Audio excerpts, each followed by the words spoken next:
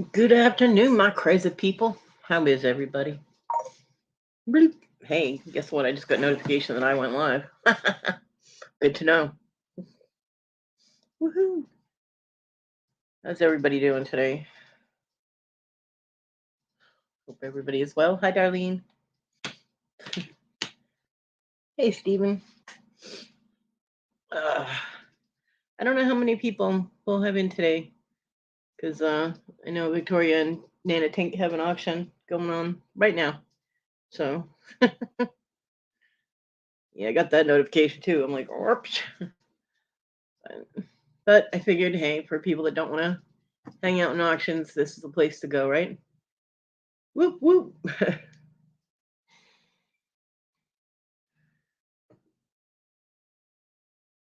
There's a sound I have not heard in a long time. Someone is mowing the lawn. Hi, Kathy. Someone is mowing the lawn loudly. Must be my next door neighbor because it sounds like he's right outside my window.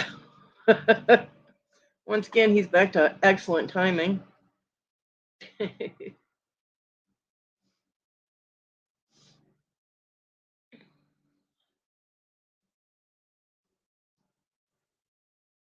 Yes, ma'am. Kathy isn't even saying hi anymore. Now she's just like, give me the link. There is the link.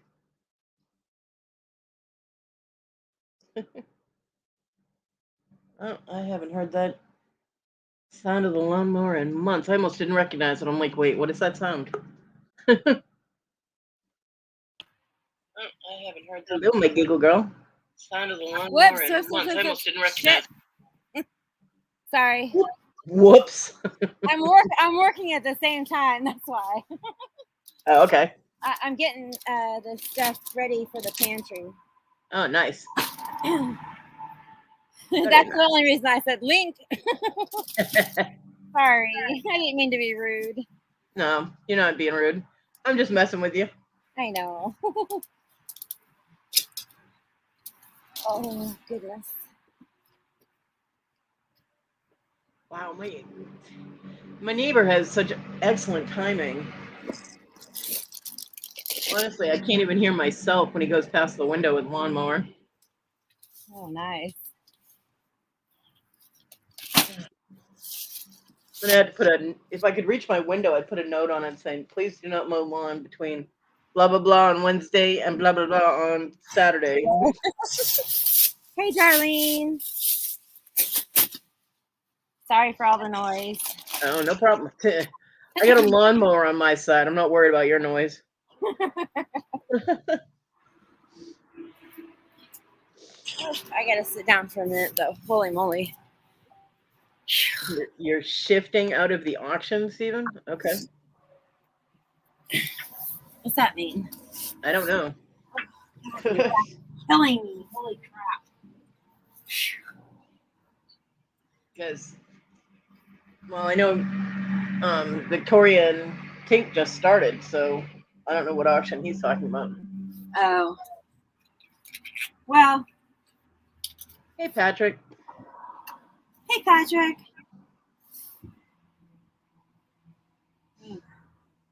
Gosh, I have so much stuff for the pantries.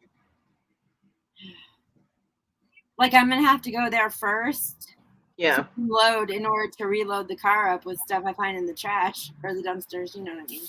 Oh, I think you're in trouble, Kathy. Why? Because Rhonda said, wait a damn minute. Now I know why you disappeared, Kathy. Oh. Well, I didn't know I was supposed to stick around. If I had known, I would have stuck around, but, you know. And hello to you too, Rhonda. Oh, thank you, Stephen. She is doing laughy smiley faces. So, I mean, she did a mad face when she said it, but underneath it, she did laughy smiley faces. Oh, goodness.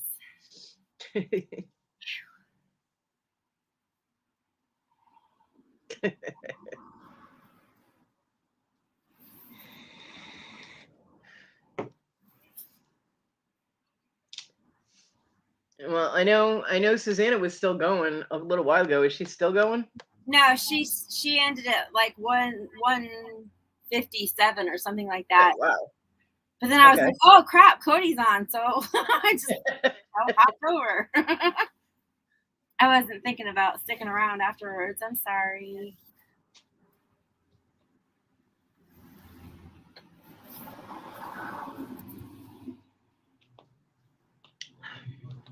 Well, I appreciate you coming to keep me company, Kathy. How are you doing today? I'm okay. I'm kind of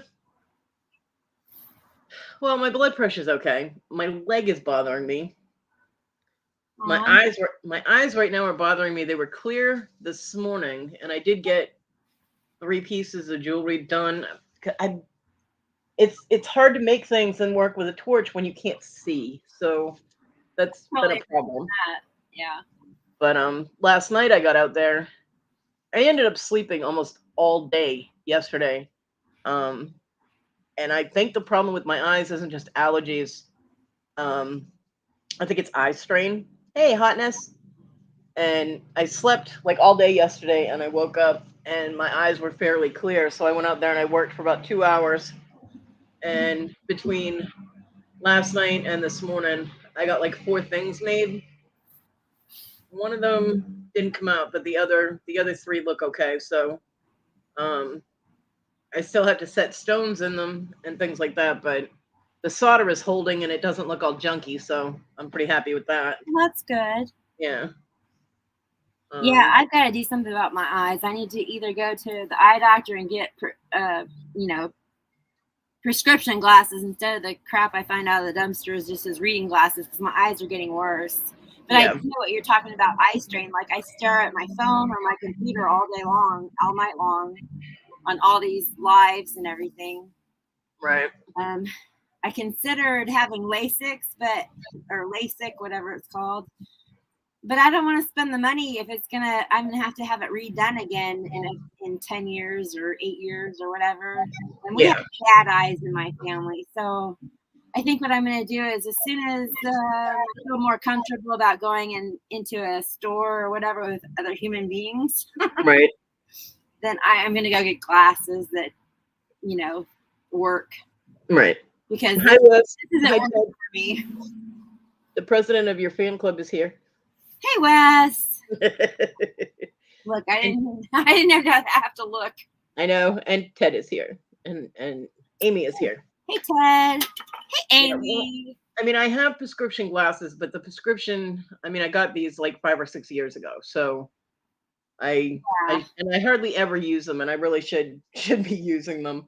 Um, but yeah, I have.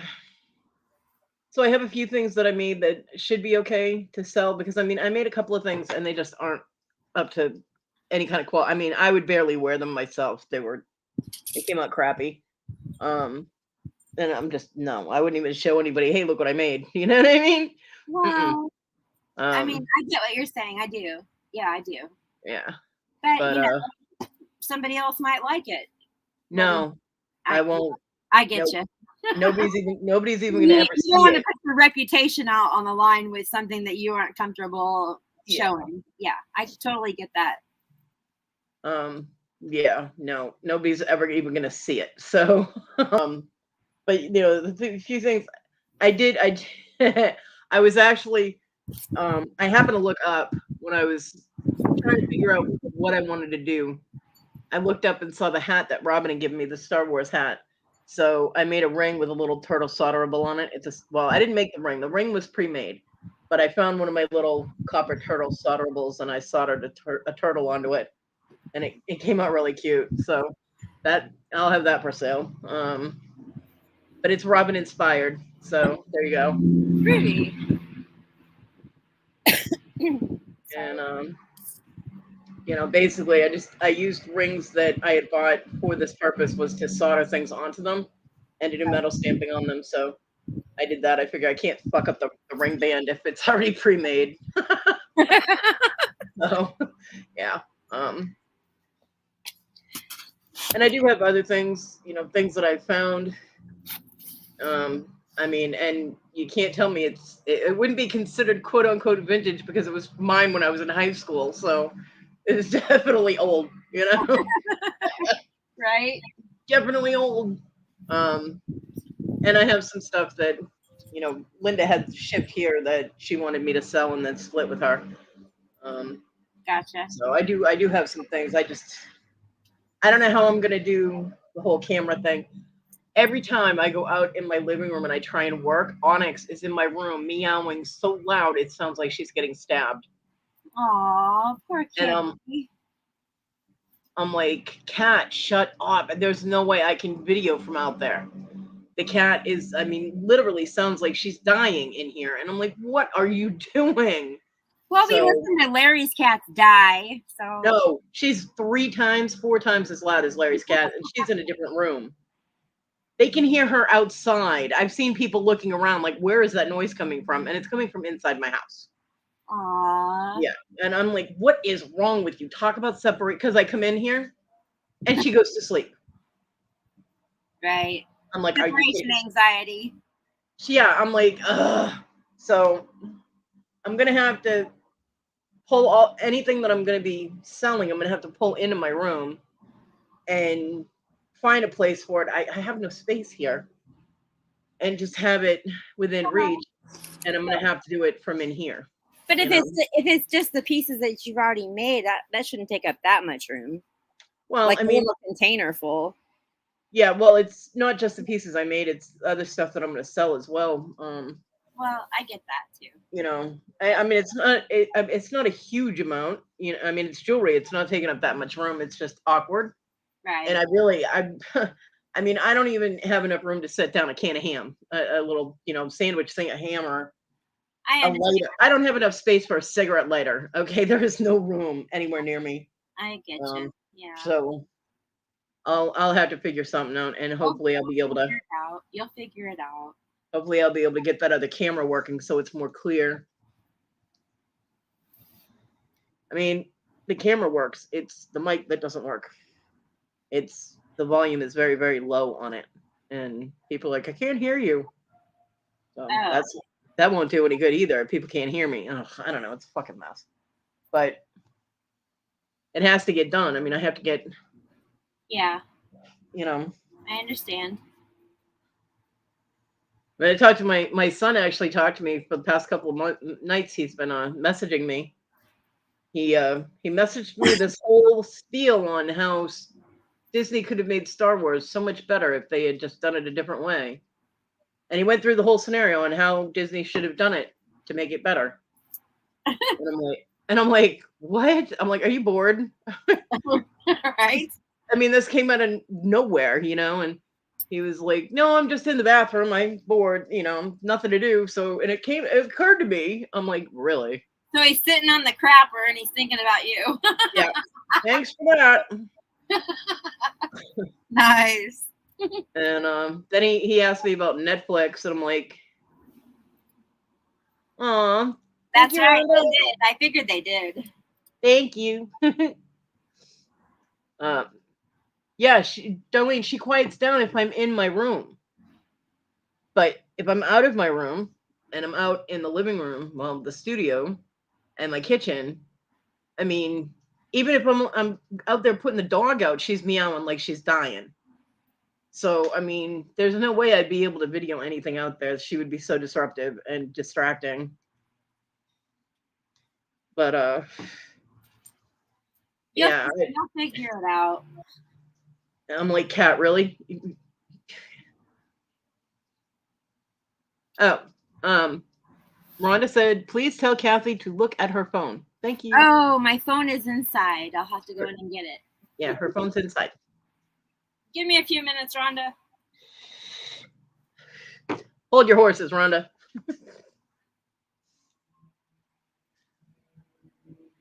It's so weird having friends. I never had friends before. Real friends, I should say. I consider y'all real friends. I consider y'all real friends too. Yeah.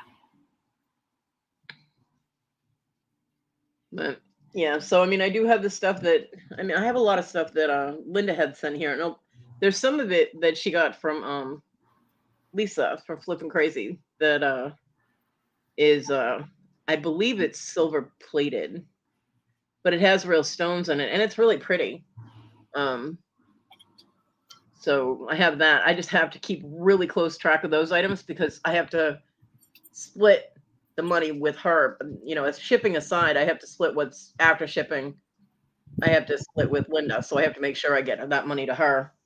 Oh, Because I don't want to be one of those people that's like, oh well, I'll pay you back. You know, no.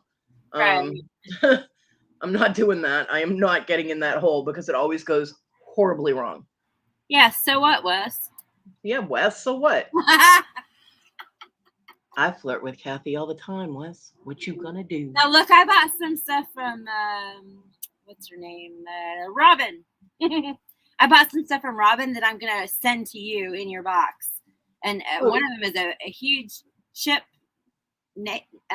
stone necklace. Oh, nice. So hopefully, I know you got a bunch of chip stones or stone chips or whatever, but hopefully, I mean, you can sell it like it is, or you can take it apart and do whatever you want with it. But very cool. Thank you. That with you in mind. So there's a few things I'm going to be sending you, and I will send you the damn box. I promise. Thank you, honey. No, I'll send it to you. I'm just. I know you will. Hey, Dibble, you're late. Oh, you won't, Wes. Wes, you're always promising me a good time, honey, but you never come through. I don't know about you. That's not true. He's always promising me a good time. You see that? No. Who? Well, Wes. She likes knives and coffins, dude. Come on. I do. It turns her on. Now ask Kathy how she knows that. Right? Poor Wes is gonna have a freaking attack. He's gonna be like, ugh. Hey, Debbie. How's my dibble? Dibble, dibble, dibble. Dibbly doo. Yeah, did you see what TG was putting in everybody's chats today? No. Oh, she was being really sweet, sharing my link and telling everybody to share lots of banana love on my chat. Oh, yeah. I was like, girl, you're going to get timed out before you even get there. Yeah, I know better than to do that. Well, I mean, you don't like them either, so I know you won't do it, you know? No, but you know what? Even if I did, I wouldn't do it. I'm just saying. But yeah, there's not even going to be any, everybody knows by now, so there's not even going to be any, hey, that you're getting one morning. Nope. You're just going to be gone for 5 minutes. I gave the warning in Victoria's chat. That's all everybody get. That's right. Dibble, I hear you. I hear you. My mom was here this morning, and by the time she left, I was able to lay down for about an hour, but I didn't sleep. And I was really annoyed at the fact that I didn't get an hour of sleep. I haven't really slept much, so I'm very tired. I'm tired. Kathy, I think they need to make those pantry boxes bigger because you never have enough room for everything you want to put in them. I know, and everybody always says, "Why don't you just make it bigger?" Well, because I don't have any control over it. Shit. Yep. I think you should attach it in a suggestion box and say, "Make this thing bigger." Right. Hey, Robin. Robin's here. Hey, Robin. Robin, you inspired me today. I made a ring with a little turtle on it. Well, I didn't make the ring. I just soldered the little turtle onto it. Oh, Wes, that's so cute. Bye, Wes. Frida, I'll be back in 5 minutes. Bye, Wes. So, yeah, it's a sterling silver ring, and it's got a little copper solder, little copper turtle on it. Because I was thinking of you today, Robin. So it will be one of the things that I sell when I finally end up in an auction somewhere selling shit. You could go on Rhonda's on a Friday night or her open panel, or you can ask Nia or whoever. Yeah.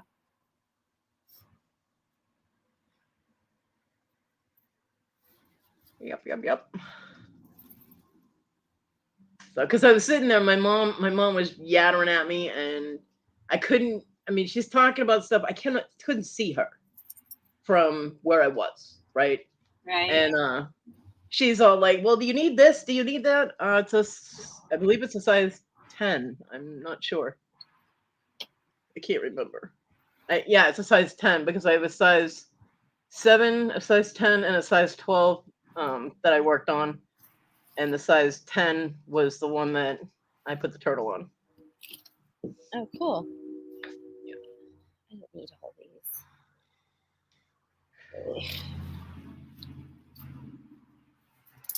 The size 7 has a bezel for 1 stone on it, and I believe I'm got the labradorite. I have a 5 millimeter labradorite that I'm putting on that. It's a nice labradorite too. It's got a lot of flash on it. Hey, TG. Hey, Scarlett.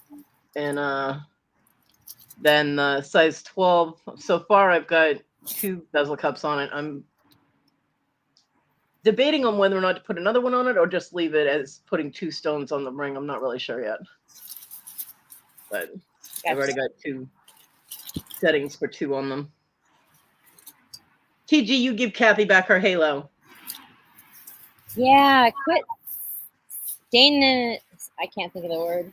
You're getting fingerprints all over her halo, girl. Yeah. Put it back. Stop. It's all right, Kathy. I got some of these things called Pro Polish pads. They'll shine it right up. Okay. That doesn't give you an excuse to steal it, Scarlett. Yeah. Halo thief. So yeah, so I did that, and I have the other things that, you know, some of the rings from my childhood are a little warped and out of form, kind of like I was as a kid, you know. Right. So I have to reshape those, get them round again, but they're all in really good shape. I have one that's 14 karat gold electroplated, but it's so old that some of the gold is coming off the bottom part of the band, so I don't really feel comfortable selling it, you know. Right. Yep, TG, he did. So, but I have a lot of sterling rings. There was somebody that was in Mr. Jim's auction that was looking for just a regular band, like almost like a wedding band, right. For her thumb, and they were looking for a size 10, and I do have one. It's not the half round wire, but it is a thinner band. It's nice. I do have one, but I forget who it was. Man, I wish I had found all this crap back in the day. Mm-hmm. Table skirts, you know, from the party store. I'm still doing that stuff. You know, all that kind of stuff. I don't do any of that crap anymore. So, but, you know, hopefully it'll help somebody else out. So, I don't know. So the first thing my mom did when she showed up was shut my oven light off. Yay!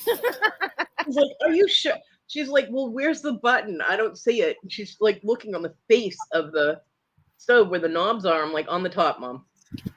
So she looks like directly in the middle on the top. I'm like, "To your left, Mom, that red thing." She goes, "Oh," and she turns it off and she goes, "Well, how did I hit that?" And I'm like, she goes, "Are you sure it was me?" I'm like, "Does it look like I can reach it, Mom? Because if I could, it would be off already." She's like, "Oh, I wiped the wall down behind the stove. Maybe that's what happened." And I'm like, "Well, yeah, probably." I'm like, "Well, something did because I didn't do it." Well, you know, everybody was in my. I know this is totally off of what we were just talking about, but everybody in my comments like, you need to save all that stuff to put in the Easter baskets for the Women and Children's Center. Well, you know what? Just like last year, I couldn't do it, and I just sent them all the stuff, and they did it. Right, there you go. You know, I can't hold on to this stuff until April, so I'm gonna go ahead and bag it up and box it up and send it on over. You know, I don't know. Everybody thinks that everybody's perfect and normal, and they can do, you know, like I'm 20 or something. I'm not. Right. Well, and you know what? The thing is too is that in the women's shelter, especially the women that have kids, maybe they want to make their kids their own. Themselves. Yeah, and they could because they've got plenty of stuff to do it with. You know, because I know when my kids were little, And I mean, I couldn't afford to do shit for my kids, and I still have serious guilt about that. But whenever I was able to get supplies, or like my mom would buy stuff for me to assemble into something, it made me feel better that I at least put the physical effort into it, if not the financial. Right. You know? Yeah. So, you know. Right. No, I totally get that. Yeah. Yeah. So I mean, I don't feel so bad about it, but the problem is that they want to see, you know, a video with something in it with me having all of the baskets ready and blah blah blah, but I can't do that. I can donate all this stuff. They can do it, you know, put them together themselves, and they won't let me film in there anyway. Right. Because it's a, you know, Safety domestic concerns. violence shelter. Yes. You know. Security issues. Right. Yeah, I The totally whole get point that. of it is to keep them anonymous and not Right. know. So, but anyway. You know, you do so much more than so many people do. What videos are the people that are making the comments doing about them, you know, assembling all these things and giving them to shelters? Nothing. You know what I mean? Right. So Yeah. sit down, shut the fuck up before you hurt yourselves. Let her do what she's doing and leave her the fuck alone. Right. It's, you know, I do the best I can. I show as much as I can possibly show. I mean, Let me at him. maybe Let me at him. maybe if I was 20 years younger, didn't have fibromyalgia and all that other stuff, I'd be able to do more stuff. I'm just not that person. I can't do it. But you know what, Kathy? You let me at him, and I'll release the mass hole on their asses, and we'll see how the fuck they doing then. Right? Yeah, y'all don't want to see a mass hole released. That's right. Don't make me do it. But, you know, I mean, I look at all this stuff and I'm like, oh, well, I could do it. But you know what? When it came around time to do it, I can guarantee you that I'm not going to feel good at some point. Right. I'm not going to be able to do it. So, right.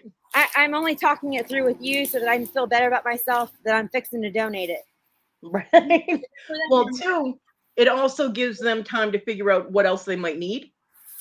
Right. You know, so that they can complete something, as opposed to if you try and make them all and then you don't feel good and they don't get there and then they got nothing. Right. Exactly. You know, so yeah, I mean, so it's better for me just to throw it all in a bag and say, here, y'all, this is stuff y'all can do this with or that with or whatever. I agree. Do you ever I don't know what kind of system the state that you live in has for social services, but do you ever donate to like the foster care system type of thing? No, because I haven't found anything like that. Okay. Well, I know when my son was in the system, they got a lot of donations for different things to the facility that he was at, like especially around holidays and stuff like that. Right. So I can look into it and see. Yeah, it just occurred to me for kids that don't even have parents that, you know, are able to do anything for them. Right. You know. No. Yeah, I can look into that. Yeah. Not to put more pressure on you because what you're doing is fine. No, I know, but I mean, it would, you know, I could disperse it to more people because, you know, that the domestic violence center doesn't have like a crap ton of kids there with their parent, with the moms or whatever, but or dads. I mean, I don't think it's dads because it's a women's shelter, but right. Welcome back, Nicole. Debbie's back. Yep, Darlene's an asshole too. Yeah, I mean, you know, I try to keep it as simple as as simple for myself because you know, I donate to the veterans, I donate to the women's shelter, I donate to the men's homeless shelter, and I donate to the no-kill animal shelter. Yeah, so, and all the little pantries. And the little pantries. But I mean, what I'm saying, I'm just saying that, you know, I guess I didn't look any further than that just because that was a lot for me. But yeah, it is a lot. That because I would, you know, like to spread the wealth. You know. Yeah, no, they don't need all this crap. I completely get it. I just didn't know what places you donated. I didn't know if that was one of them because I don't even know the process for that. I do remember going to visit my kids and watching people bring things in, like bags of crafts and things like that. So right. No, I mean, I can totally look into that to see if I can donate some stuff to that as well. Because although my son did have a parent that gave a damn and kept track of what he was doing and went to visit him, there were so many kids in there, boys actually, because he was in a boys' home center facility or whatever. There was only boys there. See, we have one of those too. But when I tried, there's one right up the road from me, I swear. It is for teenage boys who are troubled and have, issues or whatever, and they need more guidance or what have you. Mm-hmm. Hey, Carol. Glad you made it. But I think, I don't know, I might be speaking wrong, but it was a few years ago, and they told me that they didn't need my stuff or something like that. I can't remember. Yeah. It's but they may have changed by now, and they might need it. So yeah, I should look into that, because that would be great if I could just run down the road and drop it off to them. Yeah, because my son used to tell me that a lot of the boys in there couldn't believe that I was coming and visiting them like every week. As soon as, whenever I was able to get there, I would get there, and I'd always bring them a book, and we'd bring them food, and whatever. And here, I mean, they've got parents that are either in jail or in rehab or just don't give a damn. You know what I mean? Yeah, so, I think that's what this is. Yeah. Yeah. So they, his caseworker was actually like, "Oh my God, I've never had a parent actually care about their kid once they're in here, and be interested in what's going on." And I realized that it didn't take me long to realize that a lot of the higher ups in that facility were taking advantage of that. Oh. And hey, welcome back, Wes. And they were basically ripping the kids off, is what they were doing, because the cash donations would come in, and somehow they never got to the kids. Like, the things that the money came in for never happened. Right. I mean, when a facility gets $10,000 donated by one person for Christmas, and I think there were 15 kids at the facility at the time, and each of them gets a TV and a gaming system and a couple of games, and that's it. Right. And where'd the rest of the money go? I don't know, but a couple of them people were driving around in shiny cars. Oh, that's not good. Yeah. So when they tried to rip off my son and the boys that were in his cottage for the damage to a vehicle, saying that they did it, and they took over $200 out of each one of their accounts for a dent in a minivan door. It got dented and it got knocked off its track, but they took, I mean, I think it was like $239 out of 9 boys' accounts for a dent, and to set a door back on its slide. I'm like, what the fuck? Oh, wow. And I went ballistic when I heard that. I was like, no.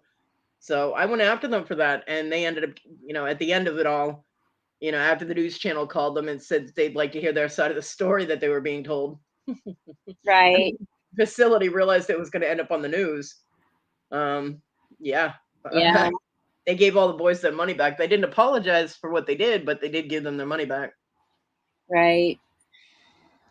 Nobody steals from my kid. Fuck you. And they were going to just give my son his money back and call it good. And I was like, no, you will give all the boys their money back.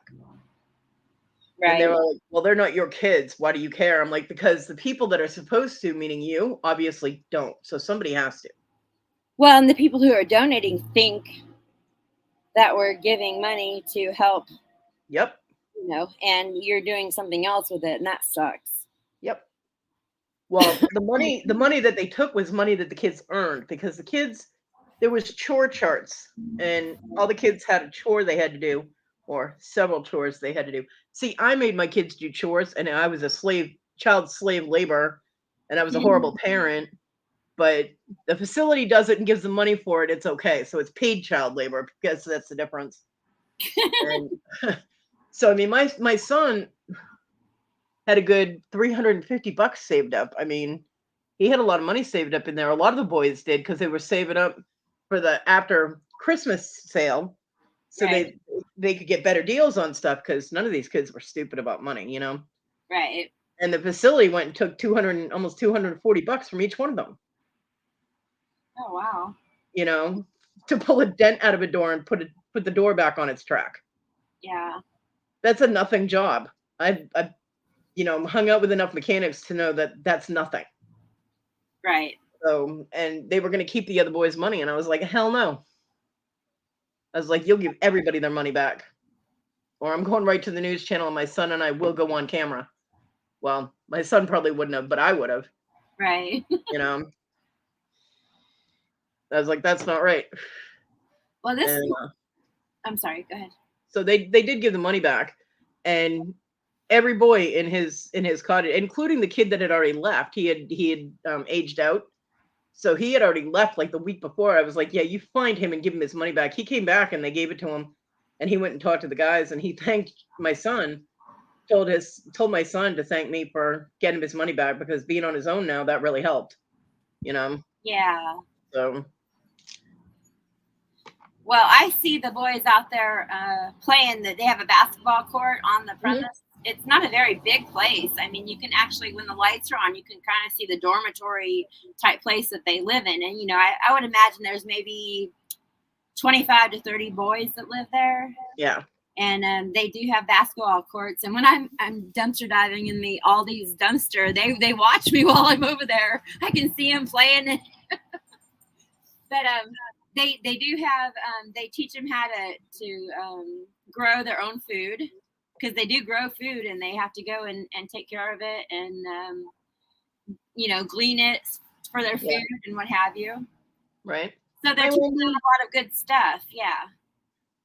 I do believe when I went there, maybe like 5 years ago, that they turned me down for whatever reason. I can't remember, to be honest. But I mean, it depends. It depends on if it's all boys. A lot of boys won't do crafts and don't really. Well, no, this was just like body wash, shampoo, toothpaste, toothbrushes, shit like that. That's weird that they turn you down for that. Yeah, that's why I thought it was weird too. Yeah. But very strange. Sorry. That's okay. Shit. And Wes wants you to say his name again. Here you go, Wes. I'll do it for you. Wes. Say my name. Say my name. Just because you want me to, I'm not going to. Ha ha ha ha ha. Until I'm done talking about this. And Wendy is here. Hey, Wendy.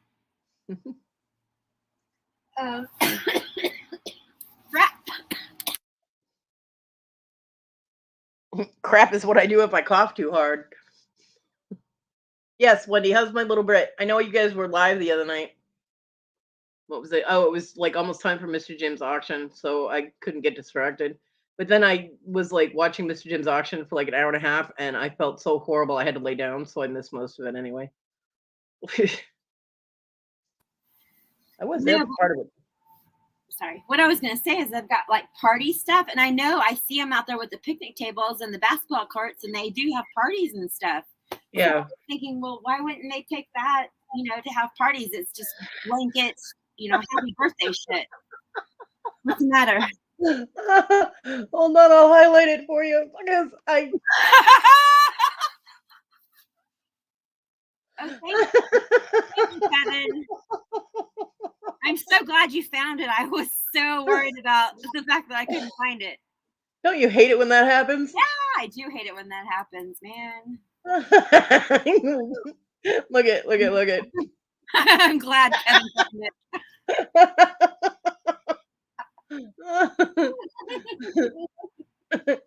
Hi, Bobby. Hey, Bobby. Oh, Kevin, you just made my day. Thank you. You made my day too, Kevin. I needed that. Robin. That's okay. That's okay, Robin. I left it there for you. Memories.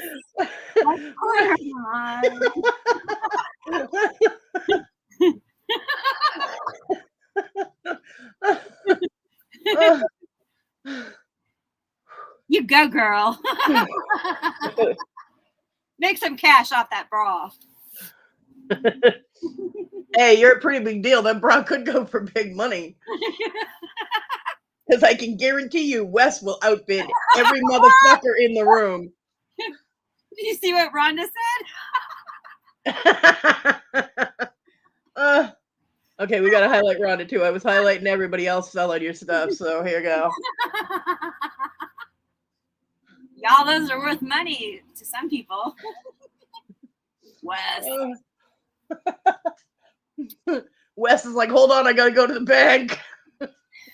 Hey, Wes, I get around. There you go. Hashtag Rhonda wins. That's right. Right. TG said, hope Wes is a millionaire.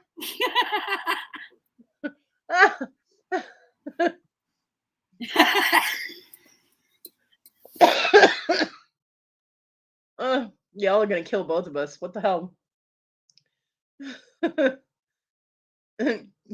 Wes wants to know if you're drinking tequila again. Hey, Miss Joni. Well, apparently Kathy's been leaving clothes all over the place, and I get around. Multiple states, man. She's traveling a lot lately. And well, if I'm going to South Carolina, I'm gonna hit Kevin's and I'm gonna hit Debbie's. I'm sorry, Kodi. Shit. I'm like, what the hell? I know. I was like, Screw that Kodi bitch. I'm not going to see her. No, I wasn't in the area.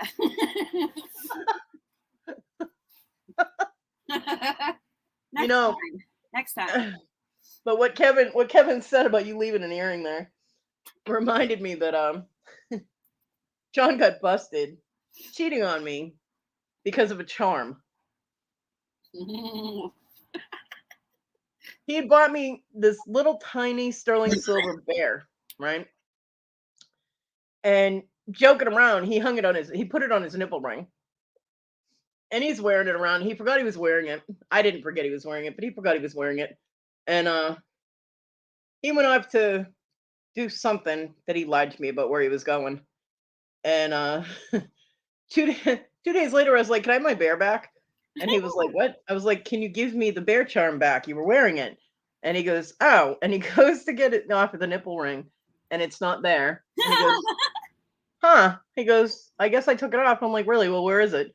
And he runs around in circles about it, right? That night, his phone's ringing and ringing and ringing and ringing. And I finally answered it because it was driving me crazy. He was next door. So I answered it. I figured I'll take a message because they wouldn't leave a message and they wouldn't text him. They just kept calling. So I answer it. And it's this girl who says she found his bear charm in her couch. And I guess she was a little rough with the nipple rings. So, it fell off. And I'm like, oh, God. I'm like, all right. I was like, all right, I'll let him know. Yeah. That's hilarious. Yeah. Okay, Kevin. Nice. So, needless to say, he walked in the house. He got smacked upside the head, and I told him where my bear charm was. And I said, "Go get it now." And he was like, I was like, "Now." He goes, "I can't. Her husband's there." I'm like, "I don't care. Give the shit. Go get it." I was like, "Either you go get it or I do." He's like, "Oh shit," and ran out the door. It didn't even occur to him. I had no idea where she lived. He knew I'd be able to find it. I just had to have somebody follow him around, which would not have been a problem. Funny. But yeah, I did get my bear charm back. I have no idea where it is now, but I know that I did get it back at that time. Oh my goodness. Hey, the gecko's made for some fun x-rays. Imagine what the bear charm would have done. Right? Oh my goodness. Yeah, good times. Good times. Good times. Tell you, man, he would do something stupid and get busted cheating every single fucking time. Mine too. I know. Right. I asked him once, I'm like, "Why are you your own worst enemy?" He's like, "What do you mean?" I was like, things just get going good for us. Things are looking in the, positive direction. We're doing well, like job-wise and financially, and you go and fuck it up by screwing some bitch. What the hell? I'm like, "Can you not believe in your own good fortune, so you sabotage it?" I mean, for real. And he goes, "It really does sound like what I do, doesn't it?" I'm like, "Yep." Hey, Bonnie. Exactly.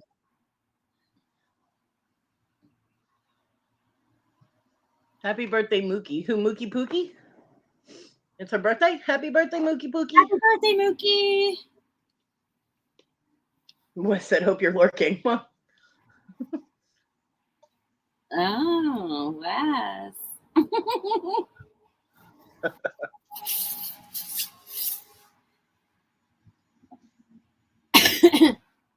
I'm going to zip my lips right now.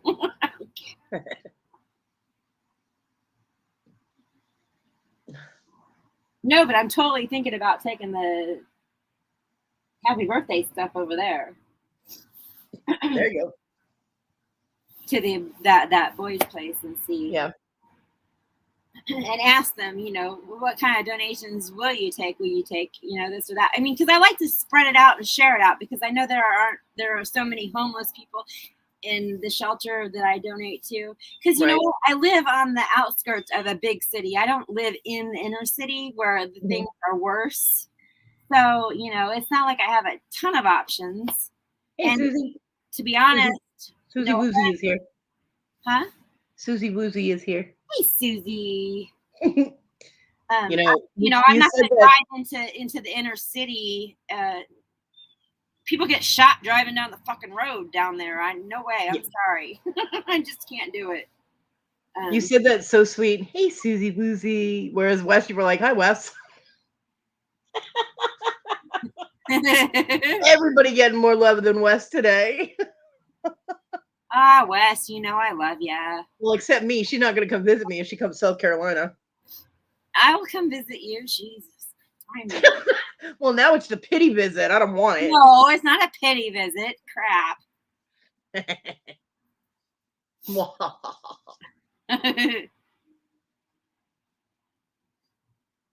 No, if I come to South Carolina, it'll be to visit you, and then I'll check everybody else out. How about that? There you go. Okay. I got Kevin a little further up above you or something like that. And then I got Kevin's about to the right of you over towards the coast. And yeah, Debbie all the way on the other side of the state. Kevin's about an hour away from me now. About an hour away, hour and a half or so. But Debbie all the way up there. So if you go over to Myrtle Beach, you got to check out Mr. Jim and Joni too, because they're over in Myrtle Beach too. Oh yeah. Ooh, Kevin, I love Fantasy Island. That's a perfect date night, man. The plane, boss, the plane.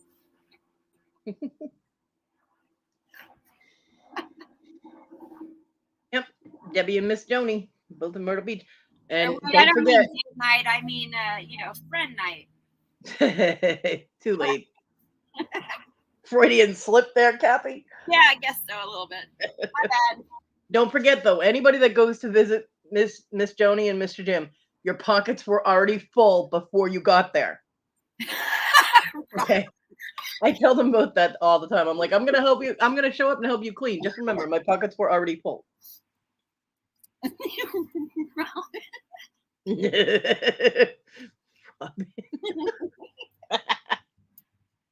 Oh, my. Come on now. Y'all know. That's one out.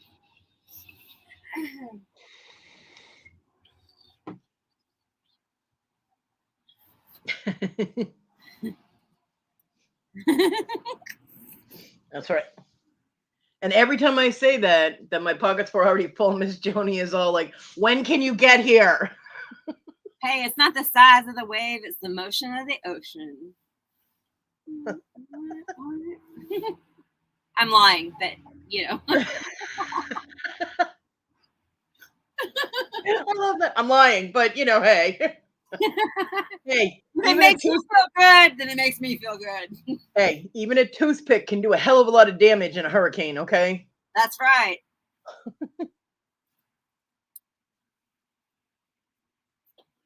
Look, I've had big ones and little ones. Not gonna go there, sorry. I'm like, you don't want me to talk about this. You really don't. No, I don't.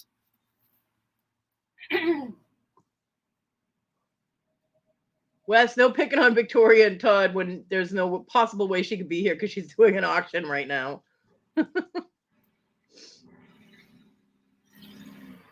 Yeah, that's not always true. PG, that's not always true. Definitely, it's not always true. Yeah. My first husband had a humongous dick. But Kathy just came out there with it, just bam. It was 9 fucking inches. He didn't know how to use it though. I was forever trying to train him how to do it right, to how to make it please me, and he just fucking couldn't get it. Yeah. So there we go. It's like you have had that thing since you were born. You would think you would know how to use it by now. Exactly. Yeah. I'm done with school. Right?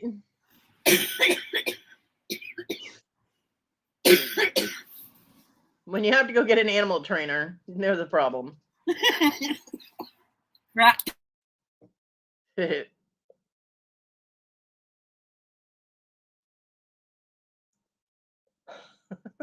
TT gonna hurt herself. I just did, Wes. No, I'm not that vain. Or you know what I mean. I don't mean vain.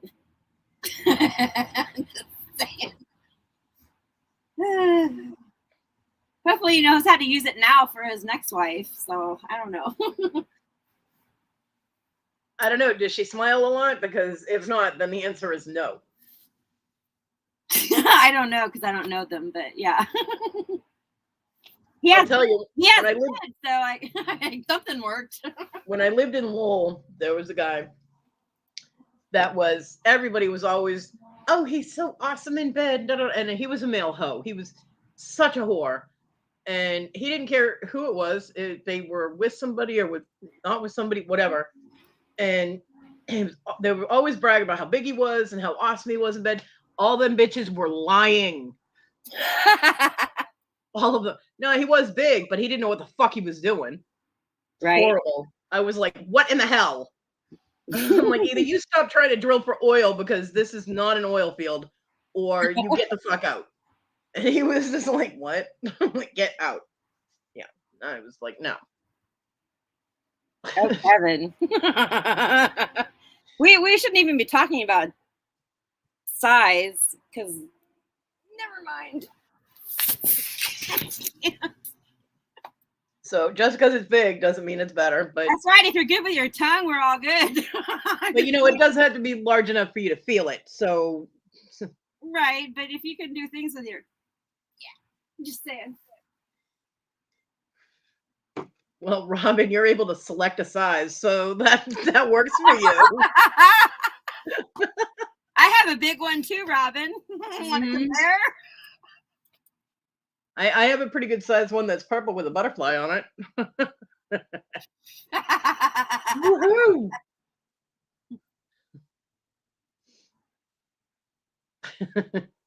Yeah, I told John if he kept you have a good man when they know how to use their tongue.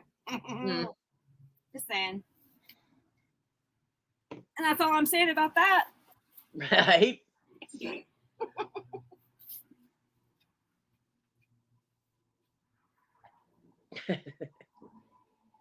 Why do conversations in my lives always come down to this? Why?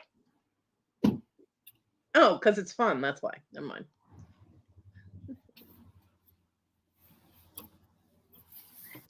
It weeds out the prudes. What weeds out the prudes?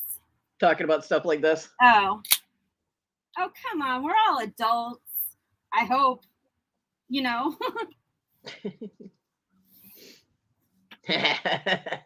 Yeah. But some people, I don't talk like that. That's so beneath me. Well, beneath you, above you, whatever feels good, No, I'm not a dead piece. I'm just saying. Fuck. No, he was definitely not fine.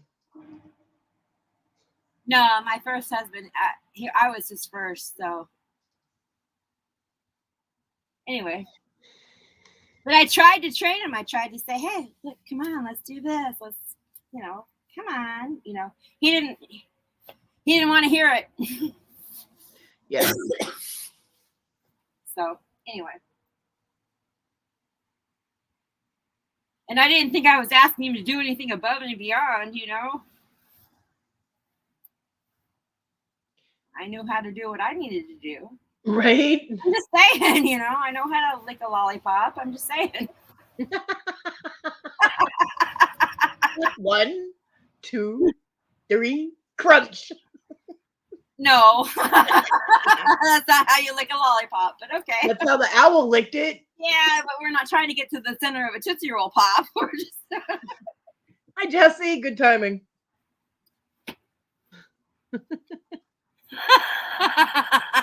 Well, Robin, you know, it's like eating a taco. You know how to eat a taco. I do too, but I'm just saying, you got to know how to lick it. Yep.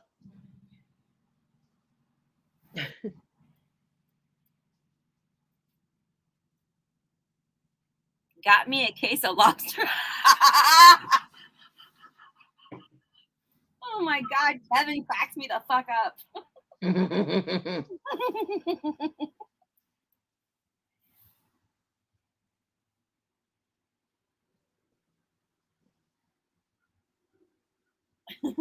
I'd go find that candy shop song, but I'd get copyrighted. Right? I have that as one of my ringtones, though. Well, they had the song in the Magic Mike 2, and I liked it, so I was like, huh. No, but you know, I didn't grow up knowing how to lick a lollipop. I'm just saying, I learned, I read, I fucking looked at, I researched. Jesse, what did you stumble into? Sex education. That's right. Always listen to your lady. Always listen to your partner about what they like. That's right. And always be willing to try new things and learn new shit. Yep. And then do it. Right. Learn what they like, learn what they don't. But if you're not even willing to give it a shot and you just want to do missionary, I'm done. How did that go again? I'm done. Oh my God, I love you. Me too. That was Victoria worthy right there. Well, it's true. It's like, we're done. Right. That didn't satisfy me. I don't know about you, but okay.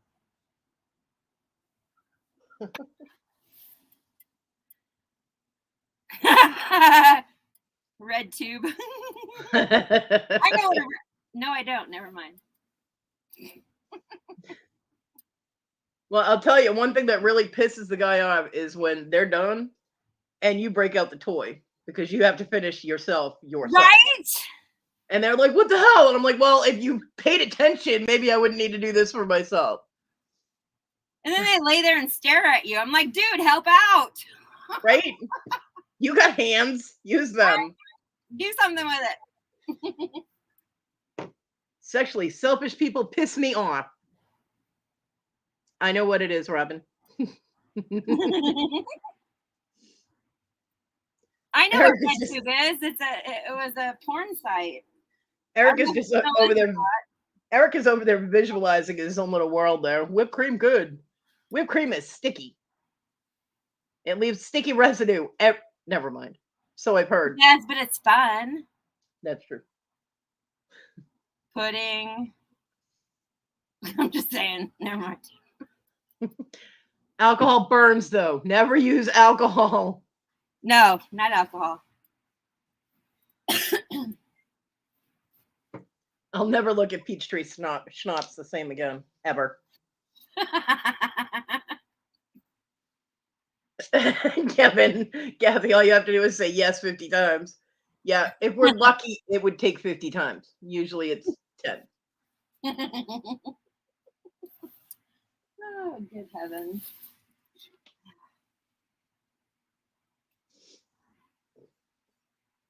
Yeah, and my luck, they went off and they fucking learned what to do because of me, and now they're pleasing their woman. Shit. Right. Here I am with my vibrator.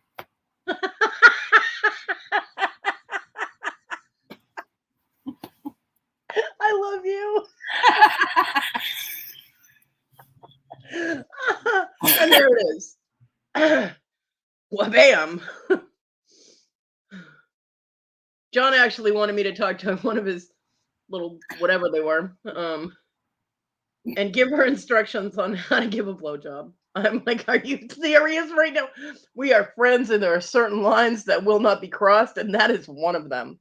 Right? I'm not going to give you instructions on how to please somebody else. What? I am not going to tell your little girlfriend how to suck your dick. No. She needs to learn it herself. I was like, if she's not doing it right, just remember I did it perfectly and you don't get that anymore. Haha, bye now.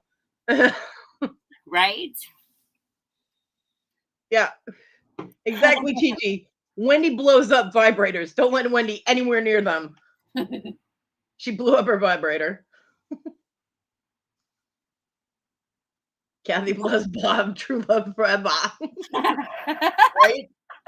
Hey, the only time they whine is when the batteries are dying, you know? That's true, Erica. They don't talk back. Yeah. And they do exactly what you want them to do. That's right.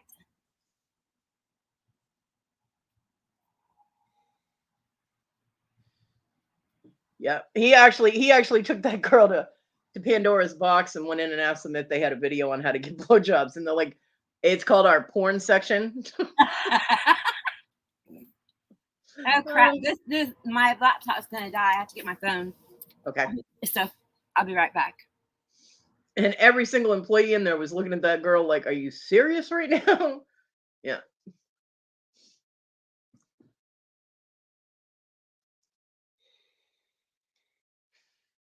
TG, stop that. Never compare those two together. Mm-mm. I have to admit, it's been nice and quiet in Victoria's chat. It's been very pleasant to be in there since he hasn't been. I like it.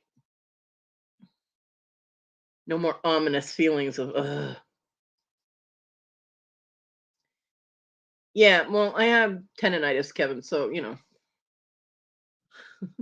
The forearm muscles aren't what they used to be.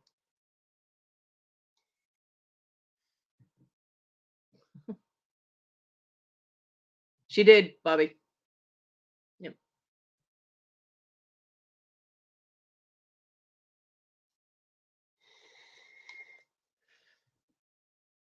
Yep. After he the last Friday when he said that he wanted 60 subs or he would leave YouTube and then said no one loved him.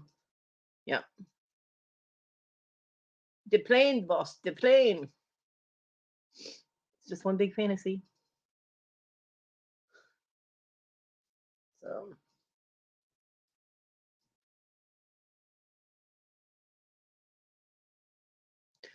I don't know. She has not mentioned anything to me. I don't know. I know I've seen him in other people's chats and he's not boo-hooing about anything, so that's kind of weird. Although he did complain about losing some subs, but hello, welcome to YouTube. You get them, you lose them, you get them, you lose them. It's how it goes. So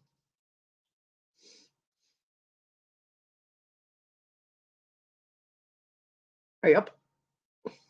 I do not know.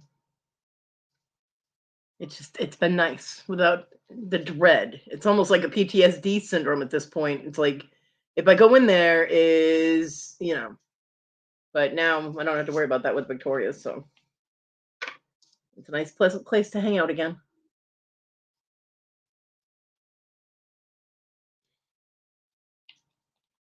Yeah, Carol, he is.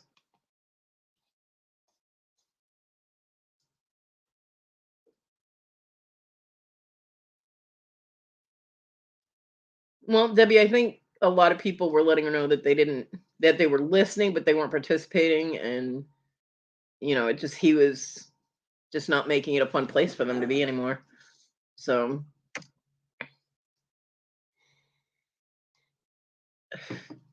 it was kind of a for the greater good type of thing, you know? I don't know. I don't know. I cannot pluck the thoughts out of her head, but I'm proud of her for doing it because he was taking full advantage of her kind heart, and that's not right. And he was bringing down a lot of people. I mean, they'd see him show up in chat and be like, "Oh, here we go," you know? Yeah, he was. So anyway, but now I have a lot less to rant about. But that's okay. I will sacrifice the rant in order for people to be able to chat pleasantly and have a good time. I have no problem with that. Ba-doop. Boop. And Giggle Girl is back. I'm back. But I can't see the chat anymore, so you'll have to relay it to me.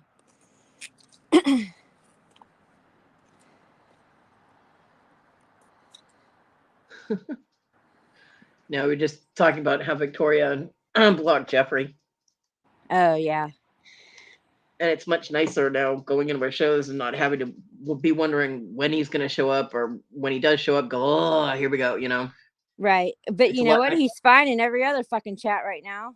Yeah, he is. He hasn't acted like anything is wrong. Nope, not a thing. So, that's just an observation. I thought, you know, okay, he's either, you know, one way or the other. He's going to go totally south and he's going to be like, oh my God, I'm going to kill myself. I'm not going to be on YouTube anymore, blah, blah, blah.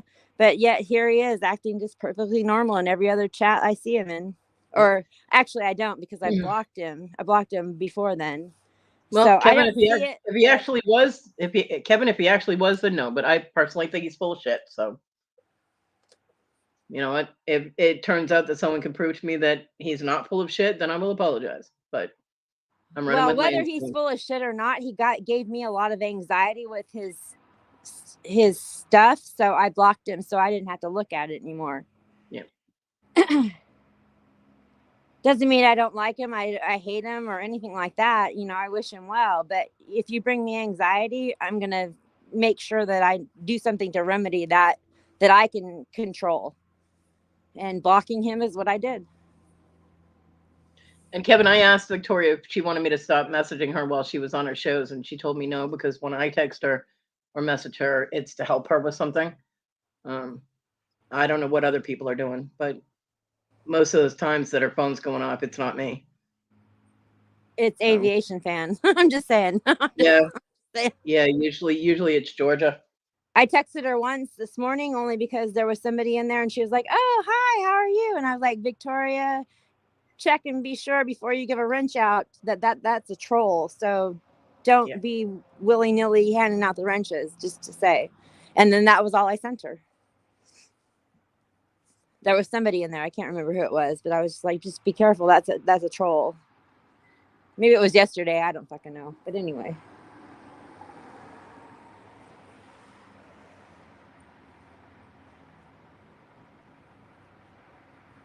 You know, if he had just acted like, you know, being normal and whatever, I mean, you know, I could have been friends with him. But when you cause me anxiety, when I see you immediately, I'm like, fuck that. I can't do it. Can't deal with it. And that's on me. But I don't know. I feel weird now. It's all quiet. I have asked Victoria though. I was like, you're getting messaged a lot. I mean about the messaging. I'm like, you're getting messaged an awful lot lately, you know. Do you want me to stop? And she's like, no, when you message me, it's to help me with something. She's like, other people message me, it's, you know, with stuff that they're putting in the chat anyway, or they can message me a different time or whatever. And you know, like, I think I've messaged her 3 times during her show, and that was only because I was looking out for her. Not because I was trying to be disruptive or take attention away from the chat or whatever. But I'm glad I can finally go back in there without worrying about, you know, feeling that whole rush of, I know what's coming, you know? Yeah. And that's exactly what would happen. So I'm sorry if people think that I'm an awful person for feeling that way. I'm sorry. I really am. But I'm starting to learn that I need to worry about myself. And Kevin said, I'm done here. Shake my damn head, of all people. I don't know what of all people he means, but Kevin, okay, no, if you're done, you're done. I'm sorry. I had to do it for my own peace of mind, because every time I saw him, I would get anxiety. You don't have to apologize for anything, Kathy. Well, no, but I mean, you know, I like Kevin and I care about Kevin, and I don't want him to not like me because of a decision I made about somebody that drives me fucking nuts. Well, your decision about Jeffrey shouldn't have anything to do with any effect on your friendship with Kevin. I don't see why the two things would have anything to do with each other. So, right, I know. You know, Debbie's yelling at me. She yelling at you. She said, "Stop saying sorry." You're not Rhonda. No, I'm just kidding. You're right, Debbie. I I mean, apologize. it's like, I mean, shut up. It's like I can be friends with person A and friends with person B, but if A and B don't get along with each other, that doesn't mean that I can't be friends with both of them. So That's right. the same with if I don't like somebody that you get along with, that doesn't mean you and I have to stop being friends, you know?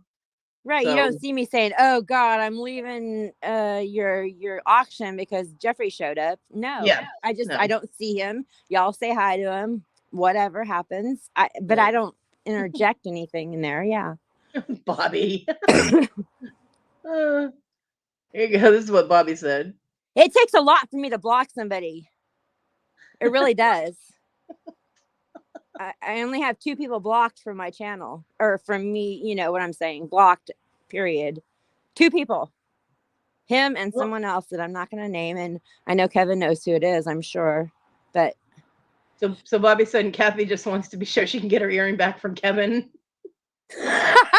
that's right. I just want to make sure I keep ties with Kevin so I can get my earring back.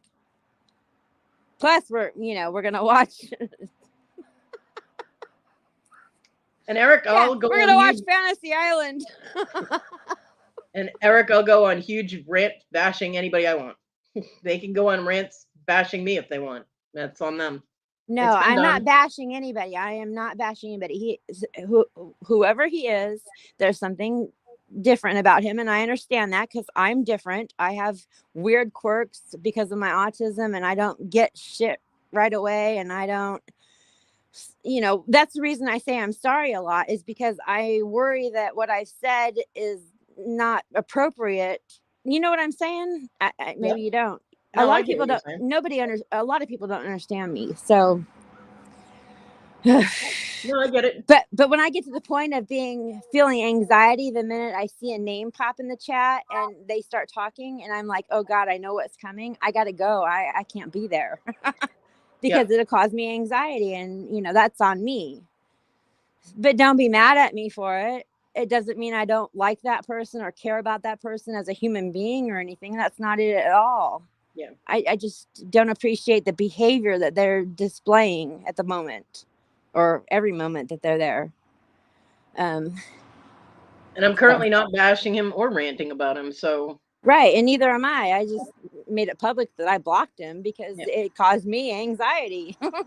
If yeah. Kevin caused me anxiety, you betcha I'll fucking block his ass. But he's never caused me any anxiety. Kevin's always been nice to me and sweet to me, and a friend to me. So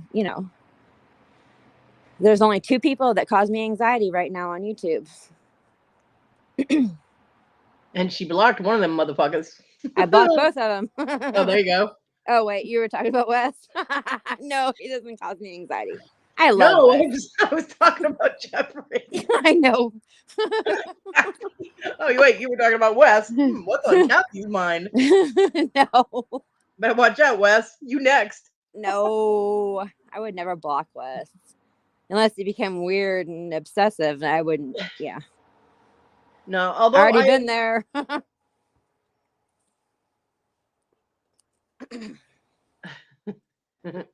although I never had the mentality of apologizing all the time or worrying about people taking what I say wrong, because people do, and that's okay. If they're true friends of mine, then they'll come to me and say, "Hey, you said this, and what did you mean by that?" Or, I was offended by the way you said that. Then we discuss it, and I might have worded it inappropriately or something, and I'll apologize for that. But I still understand the mentality behind, like what you're saying, the anxiety and worrying about what you're saying and how other people are taking it. And I Right. still understand that mentality, even though Yes. I don't experience it myself. Right. Thank you. I appreciate that because a lot of people don't. Yeah. No, I get it. And I gave him a fair chance for months and months and months and months. It was only when I wouldn't say hi back to him that he blocked me, which is weird because, I said hi to him for I don't know how long and he wouldn't respond. And I was like, you know what? Fuck it. I'm done. Well, he does that I've seen him do that with Kevin too. He'll say hi to Lori, but he won't say hi to Kevin. And Kevin's sitting there saying hi to him and hi to him and hi to him. And he's just Right. not acknowledging it at all. Hey, Danny Mae. So I'm just saying, you know, I tried, Yeah. and I couldn't do it anymore. And for my own sanity, I had to get rid of it. We all have to make our own personal decisions. So Yeah. I don't hate him or wish any harm on him. Hope he gets help if there's something wrong, you know. But well, whatever. one way or the other, there's something wrong. I mean, if I'm right and he's full of shit and he's conning everybody, there's still something wrong with doing that. There's a There mental is. issue where he's pretending to be something he's not in order to manipulate everybody into giving him attention, and that is a mental disorder in itself. So, yeah, one way or the other, he definitely needs some help. You Right. know, Yeah. but You know, yeah, because I'm always somebody who's an advocate or what. I don't know. I'm a really nice person. I swear to God. I you are swear I such really am a a nice bitch, person. Kathy. You are such a bitch. But I sound like a bitch though, don't I? But I'm No, not. you I'm don't. really You're not. fine. I can only take so much though, and I have to look out for myself. And when it causes me problems and anxiety and knots in my stomach that I already have ulcers and shit like that I got to deal with, I don't need added extra stress to it. No, I have given other people that advice when they have somebody, like personally, when they have somebody that is suddenly paying them a little too much attention or constant attention, or they're kind of like getting very needy and like you don't call them back or you don't message them back right away or whatever. And when it gets to the point where it's interfering in your life and it's causing you like, you have to do what you have to do in order to have your own mental health, Right. prioritized. So I mean, I already have those triggers from being in relationships like that. You know, my first husband, I couldn't even go to the fucking gas station without him. He had to go with me yeah, because he thought I was doing something wrong. He had to go to the grocery store with me. He had to go to work with me. yeah, that's a serious control He thing. would sit out on. I worked in the mall. I managed a Mrs. Palace cinnamon roll shop. I was the, manager there, and he Oh, would. that means you smelled like cinnamon rolls. I did smell like cinnamon rolls, Oh, but it's a he good would. thing you. But when he got off work, he would come to the mall and he would sit on the bench outside the the food court, right there, and sit on the bench and stare at me the entire time, watching to see what I was doing. Yeah, that'd be a nope. I'd have mall security escort his ass Well, out. but see what I'm saying by how my reaction to Yeah, dealing with somebody like Jeffrey, I'm just like, you know what, got to cut it off. Not that yep, he would do that to me, but I don't want that attention from somebody. right. I don't want that. No, I get it. Yeah. I do get it, and that is so controlling. I would have been like, dude, you need to go. You need to go now. I need my space. Get the fuck out. Yeah. Right. Well, he did that for 2 years. So That happened to my friend Rose when she got married to that guy that she should never have gotten married to. He isolated her. He put her up yeah. in Maine in the boonies in a trailer, and I mean, he put windows on the damn bars on the damn windows and padlocked the door from the outside so she couldn't leave. He took her phone, and if her and I hadn't had the code word for me to know that she was not okay and to call the cops, she would have been stuck there. Probably would have been killed there. You know, Yeah. he See, probably that's not he kosher. probably would have killed her. Right. He wouldn't let her talk to friends, family, nobody. He wouldn't let her go anywhere without him. And he locked her in. I mean, if there had been a fire, she'd have died because she could not get out of the house at all. Look, there was 2 years where I didn't ever talk to my mom because my second husband brainwashed me into thinking that she was trying to take him away from me and all this other crap. I don't know. Whatever happened, but I mean, I lost 2 years of my life with my mom because of him. Hey, Paul. Paul, you're not blue. Why are you not blue? So, you know, Hey, I, art of reselling. How are you? Yeah, I know. I get it. I get I it. mean, that's And horrible. I mean, I actually felt not hate, but I felt gosh, I don't anger, madness, because of the things that he was telling me that my mom and dad were trying to do to me or trying to make me think badly towards him when they were yeah, just trying to help me and get me out of a bad situation. And that's, he reversed it. And I really did. I didn't talk to my mom for almost 2 years. Yeah. And she cried and cried and cried. And I cried afterwards. And I was like, oh my God, I am so sorry. You know, I didn't. Crap. It's all right, honey. I understand. And it's tough to be in those situations. It's hard to get away. It is. It's brainwashing. Yeah, it is. And people don't understand that. How would you let somebody brainwash you? Well, you don't understand unless you're in that situation. You know, and you know how highly I think of my mom and how much I love her. Yeah, I do. And for somebody to turn my brain the other way, they did a lot of fucking hammering into my head of shit. Yeah. To get me to go that way. New channel, Paul? You lost your channel. How'd you lose your channel? Paul Antonelli's here, and he's gray, and that's why I was like, what the hell? Oh, the art of reselling. No, Paul Antonelli. Yeah, Paul Antonelli is the art of reselling. Well, why is he in here twice then? I don't know. Weird. I don't know.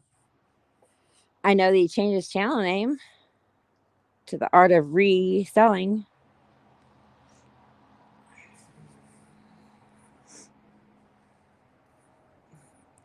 So I just, you know, kind of wanted to let people know why I make the decisions that I make on certain things, like Jeffrey.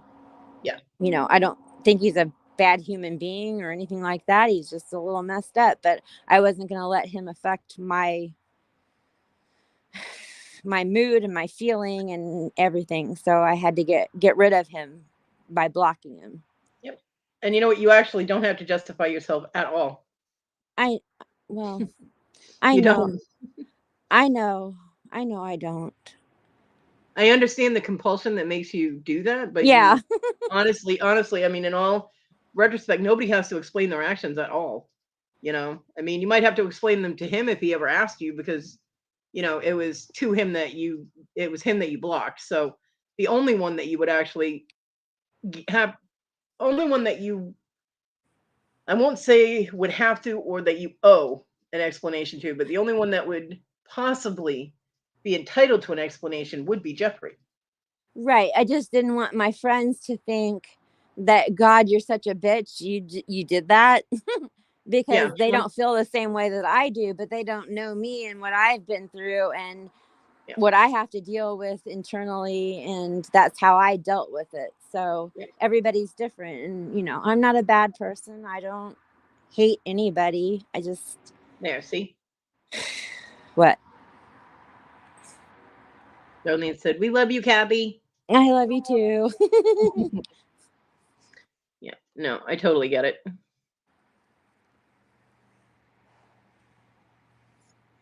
Yeah, and how could you lose your channel, Paul, if you are in the chat under the channel? Because the Art of Reselling channel popped in here, and that's your channel, and now Paul Antonelli. So how many channels did you have, and which one did you lose? That makes no sense to me. There's a mystery going on in my chat. How did what? Paul Antonelli said he lost his channel. Now that's why he made the Paul Antonelli channel, which was made 3 days ago. And then he said he lost his channel, but the Art of Reselling was in my chat. So if that's his main channel, he didn't lose it because it's right there and it's signed into my chat. I know that Paul Antonelli is a new channel. Right. So I know that Paul Antonelli changed his channel name to the Art of Reselling. And he's gone live under that channel. So my thoughts would be that the person who's under Paul Antonelli is impersonating him or something. You know? I mean, saying you lost your channel when you were just in the chat and you're on that channel makes no sense. I don't get it. I wish whoever the fuck is doing this crap would just stop. I'm sorry. I need to be quiet, though, because I got in trouble last time I said something.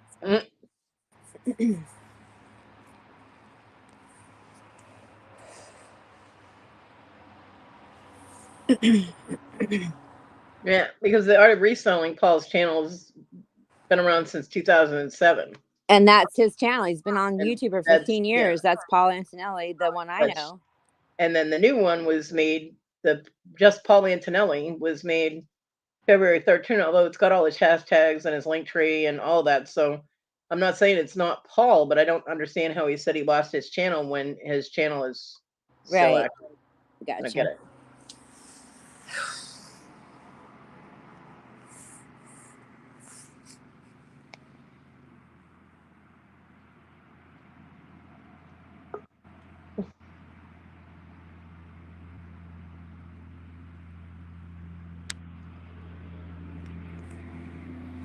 You're right, Eric. It won't. How are you? Hey, Paul. Hey, ladies. Amateur.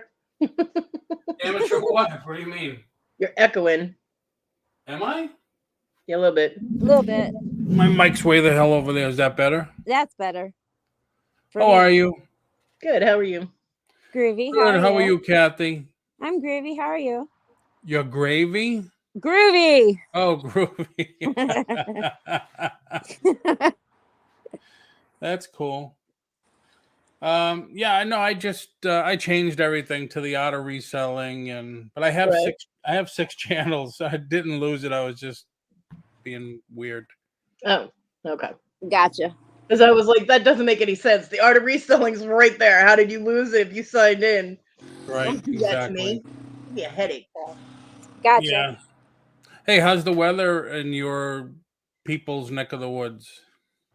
It's okay, right now. My neighbor is mowing the lawn. Does that tell you how the weather is? Oh, wow. That's nice.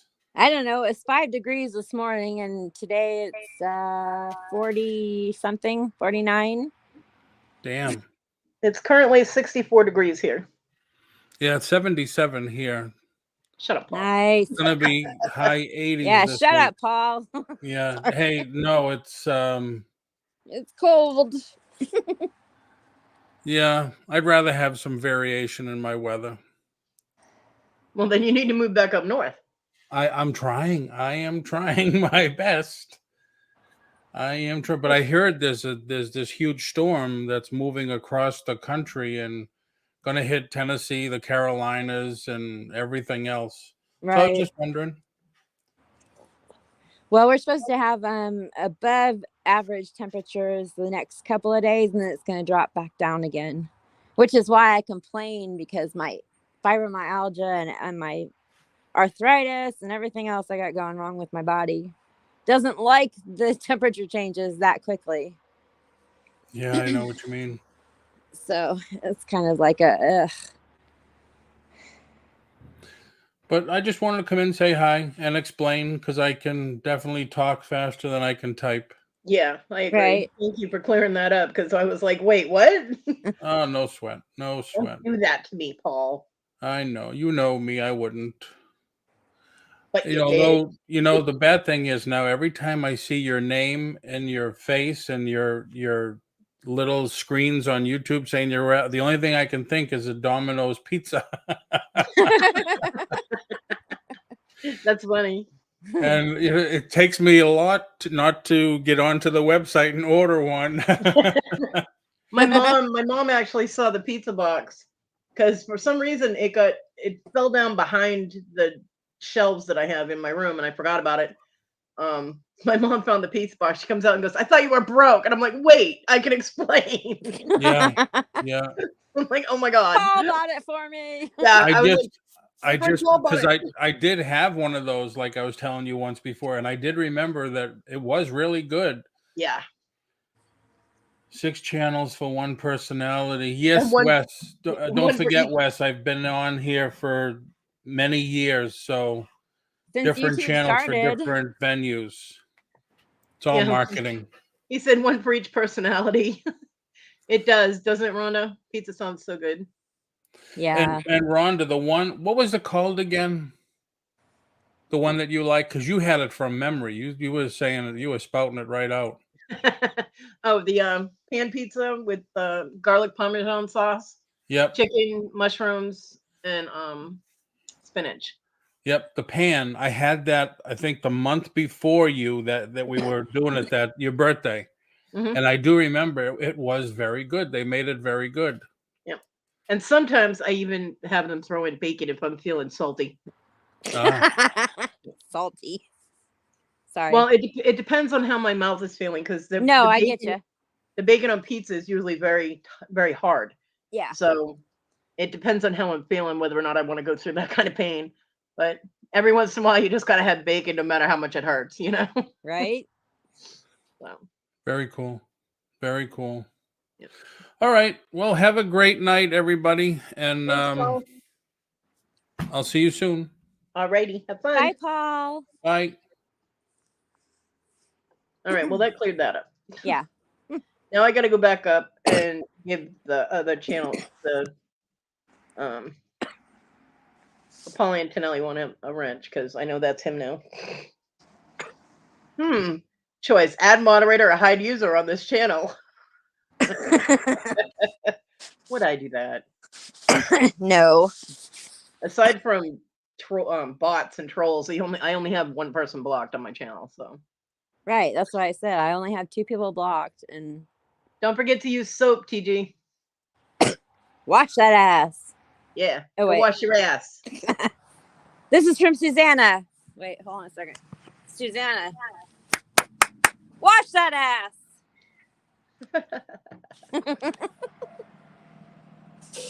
And from Tina, what the fuck are you doing?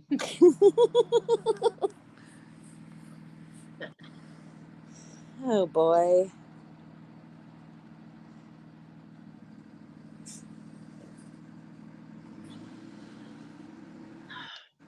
Good. I'm glad you're going to wash your ass. So it's very important, especially with as much time as you spend on the toilet. Unless you have a bidet, then it's covered.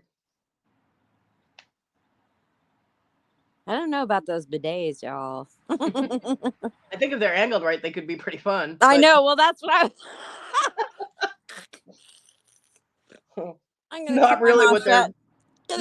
they're intended for, but No, hey, all right. we are very adaptable. You know what I'm saying?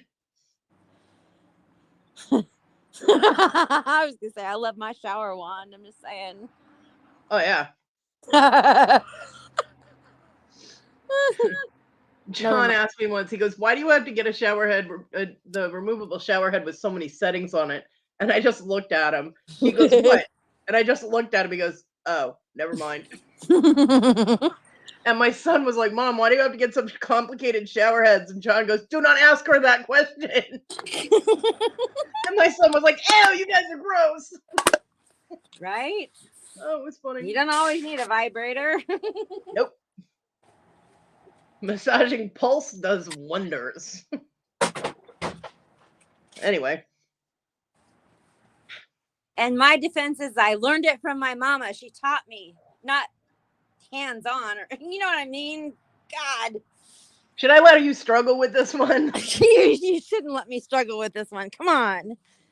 But my mom was like, always like, are they doing this? Are they pleasing you? And I'm like, what?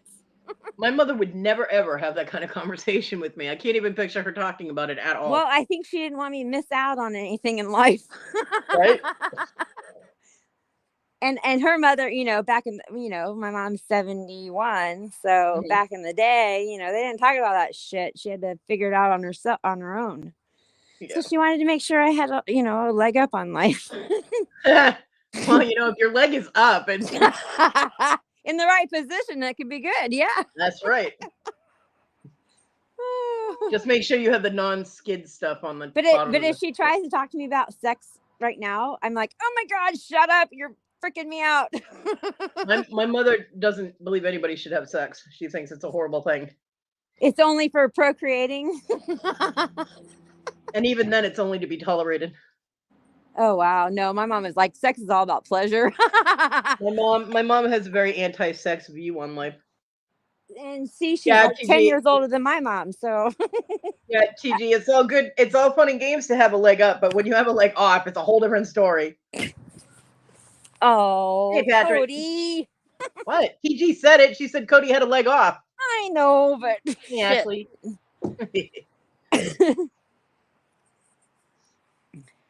No, I'm actually glad my mom was like that with me because, I probably wouldn't have known any better. Oh no, my mom was so funny. Whenever she tried to talk to me about boys when I was in high school, she'd be like, you didn't let them touch you above the waist, did you? And I'm like looking at it going, what? Hey, I'm like, look. yeah, they rubbed my shoulders. What are you talking about? Yeah, she wouldn't say breast, boob, tit, nothing. Wow. She wouldn't name a body part. It was above the waist or below the waist. Right? And I'm like, we really need to stop talking about this. You know, I'm like, She was absolutely horrified when she found out I was pregnant. Well, TJ, you're pushing it. my mom was like, oh wait, hold on a second. I lost my train of thought. Crap, I hate it when that happens, y'all. See, that's what worries me is my mom is the same way and she's worse. So I worry about myself, if she happens to pass before I do, what the fuck am I going to do? Who the hell's going to take care of me? Because I'm going to forget my shit too. Yeah. Oh well, it'll come back to me. I'm sorry, y'all. It's all right. So in the middle of some weird conversation, I'm be like, oh yeah. I've done that. That's Patrick, my life. Huh? Patrick said he was sorry he missed me and Danny Mae's paranormal thing the other day. Paranormal thing. Yeah, that's what it is. I know. I missed it too on Monday. I'm sorry, y'all. Okay. I was asleep. I didn't feel good and I was sleeping.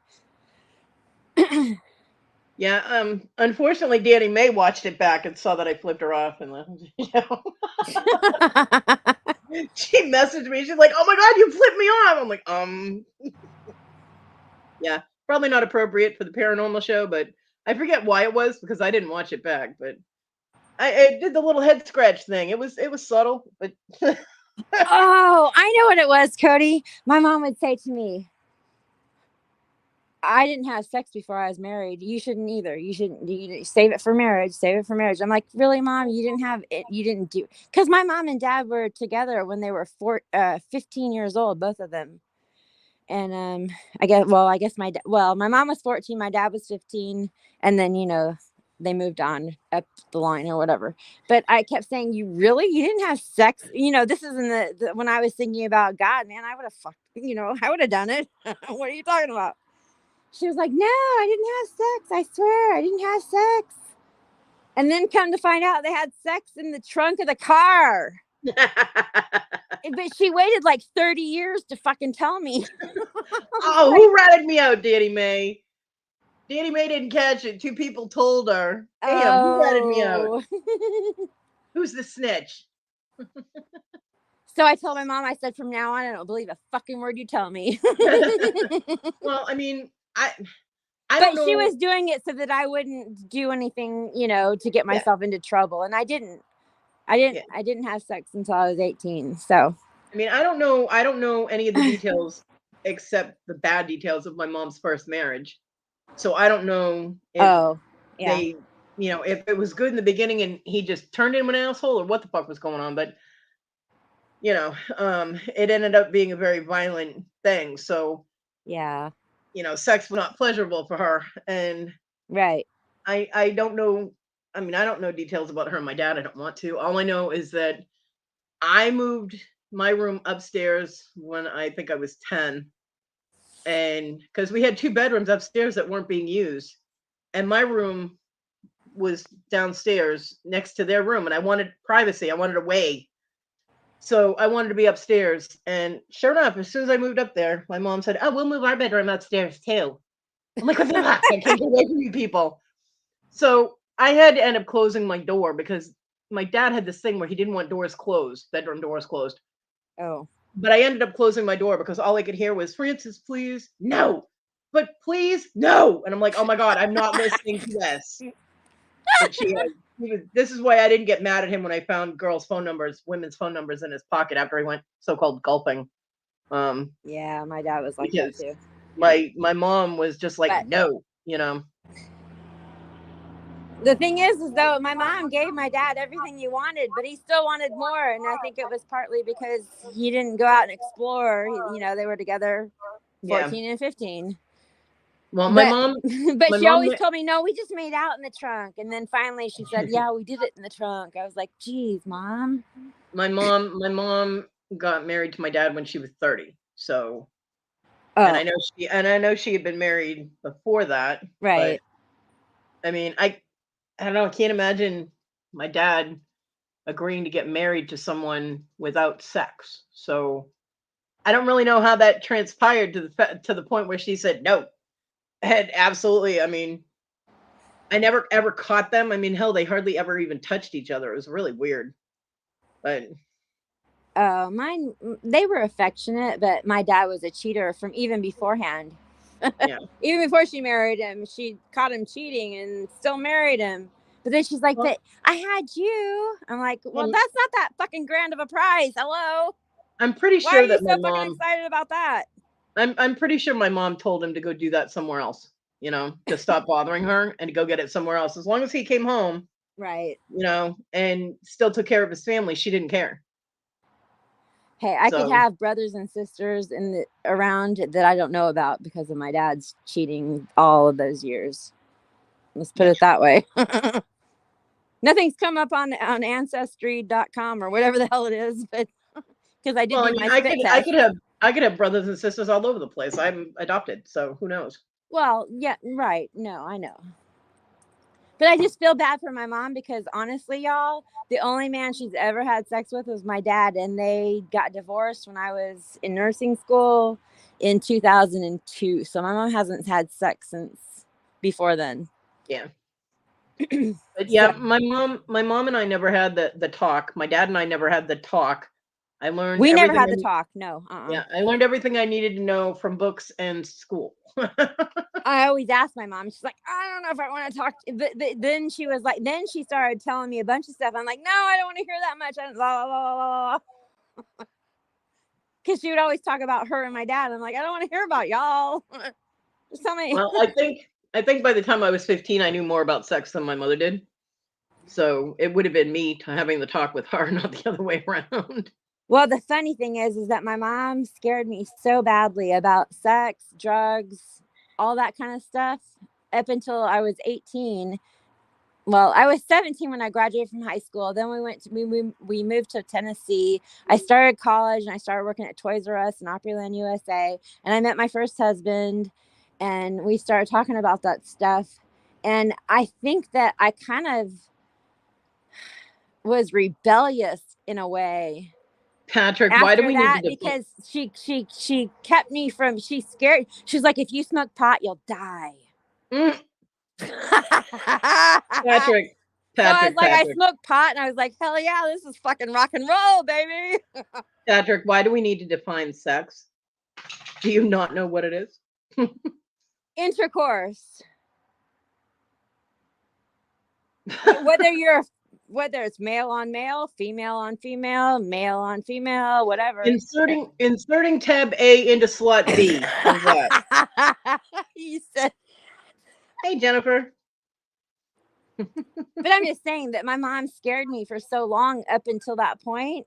And, you know, I think it was a double-edged sword for her because she was trying to protect me, yet I have my dad's genes too. So I'm like a wild child. Yes, Jennifer. Yeah. See, my mother just didn't talk. I mean, there was no conversation about anything. My mom lived in a bubble. If she ignored it, it didn't exist. Right. You know. So. And my mom was floored when I called her from California and said, I'm fucking hooked on meth. I need to come home. Yeah, Patrick, it's not like we're gonna have, you know, intimate in detail conversations with a parent about, oh, I don't know, like anal sex or spankings or something like that. You know, we're just talking your parents trying to scare the crap out of you about having sex. That's all. No, my mom just wanted to make sure that I enjoyed my orgasms. That's what she wanted. There you go. I don't even think my mom knows what an orgasm is, honestly. I don't. And I thank her for that because I was trying to explain to her what I thought one was because I thought I had one. She was like, no. Hey, Dawn. She's like, no, if that's the way it happened, no, you didn't have one. And then when I did have one, I was like, oh my God, Mom. Yeah, seriously. You know, I'm pretty sure that if my mom knew what orgasms were, she wouldn't be so anti-sex or wouldn't have been at the time. But I was 24 when I had my first one. Let's put it that way. Just saying. I'm not going to tell you how old I was. Okay, well, you know, people can make fun of me or not, but you know, I did, and I did it myself. Oh, mine was myself too. I'm just He not going was to tell you how old laying I was. there, but he didn't do it. I did it. Hey, Ken. In the afternoon, in the early evening, middle of the night, early morning. It doesn't matter when, you know. I still remember the exact place and time. It was that good. I was like, holy fucking moly, this is what it's like. Woo! Crap, now everybody's gonna make fun of me. And Kathy has been taking really good care of that hand ever since because it means so much. I have. Which is why I need elbows and not knees. I should have said that in Victoria's chat. When she asked about would you rather have knees or elbows? Exactly, Patrick. You have to know what you like in order to tell somebody else what you like. So that's right, Patrick. And you shouldn't be afraid to tell somebody else what you like. Right. You know, I think we're all a little jaded, not jaded. I don't know what the word is. We don't talk about it enough, you know? Come on. Nobody can say that about me. Well, but you know what I'm talking about. I'm saying that, you know, when we're at the age of knowing, you know what I'm saying, right? I don't know. I'm a little weird, but yeah, I mean, we should know. Come on. I shouldn't have been 24 when I had my first orgasm. Come on, people. Well, come on, people. What? It's not our fault. Well, no. What I'm saying is that, you know, we should be, I don't know. We should be. Trust me, more... Kathy, if I had known you before you were 24, I would have talked you through it just for you. Thank you. I would appreciate that. Shit. You're welcome. But see, I didn't have friends that I could talk to about that kind of stuff because they didn't even know that stuff. I mean, you know. Yeah, mine didn't either.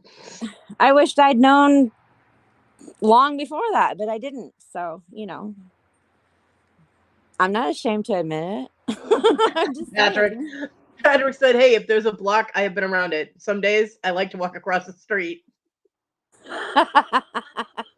You know, Patrick, that could be taken in a lot of different ways. But why are we depriving our children of having good sex? Which is a natural, normal thing, and it's not just to procreate. Hello. That we aren't teaching. You know what? I missed out on sex ed because, like I said, I graduated when I was 17. So because I started kindergarten when I was 4, they said I was too young to go through the sex ed classes or whatever. Not that would have taught me much or anything, but it would have given me a fucking idea about my period. Jeez. When that happened, I was like, oh my God, what the hell is this shit? I was bawling my eyeballs out. I'm like, Mommy, I'm bleeding. But if I had gone through that class, I would have known that was coming. We didn't have sex ed until high school, and I had my period way before high school, so that wouldn't have done me any good. But see, we had it in like 4th or 5th grade. It was sex education, and I had to sit out and go play with a speak and spell or some shit like that because I wasn't old enough to be in the class. Yeah. And then they didn't put me in the class behind it in order to catch up. So I had no idea. I can tell you're still bitter about this, Kathy. I am bitter. I'm really bitter about it. You know, sometimes you just got to let some resentments go, Kathy. I think that's one of them you should probably let go. Okay, I've let it go. I didn't get to go to sex ed, damn it. I'm going to hold on to that for the rest of my life. Well, but you know, I really don't think they should categorize you by a fucking age. Yeah. If I'm old enough to be in that class and you're teaching it, teach it to me. So I know what to expect. I mean, I don't know what they do now, but we didn't even have sex ed. If I had gone to school if I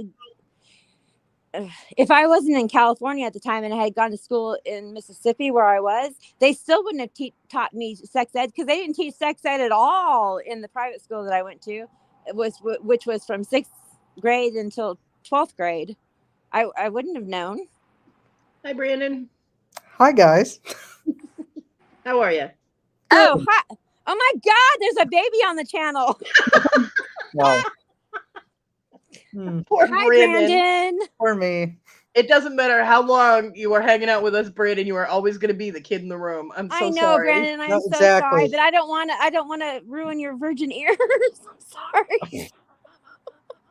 Brandon's really cute. I really doubt that he's that pure at this point. I know, right? I would be hitting on Brandon when I was in high school. Holy moly! I'm gonna give you the God. benefit of the doubt, Brandon. That you Brandon got a is little bit adorable. Oh, jeez. He's like, damn, old ladies are I hitting know, on me. right? He's like, Keep oh going. my god, I attract old ladies. Nah, you're a sweetheart, Brandon. I'm sorry. Well, thank you. I just don't want to corrupt you. That's all. He's How on are my you channel. doing? He's on my channel, Kathy. It's too late. He's corrupted. I know, right? Well, you know, I think of him as this pure, sweet kid who's in college and he's doing great, and he's, you know, a musician, and he's getting going, and he's a reseller, and yeah. I don't want to mess him up. Oh, So my how I are do you, God. Brandon? I do admire you, Brandon. Though I think you're an amazing person, Well, thank you. and I love all the crap I bought from you. Not that it's crap, but I love all the stuff I bought from you. It's great crap. It is great crap, seriously. So how's the owl jewelry going, Brandon? You know what? It's going pretty good.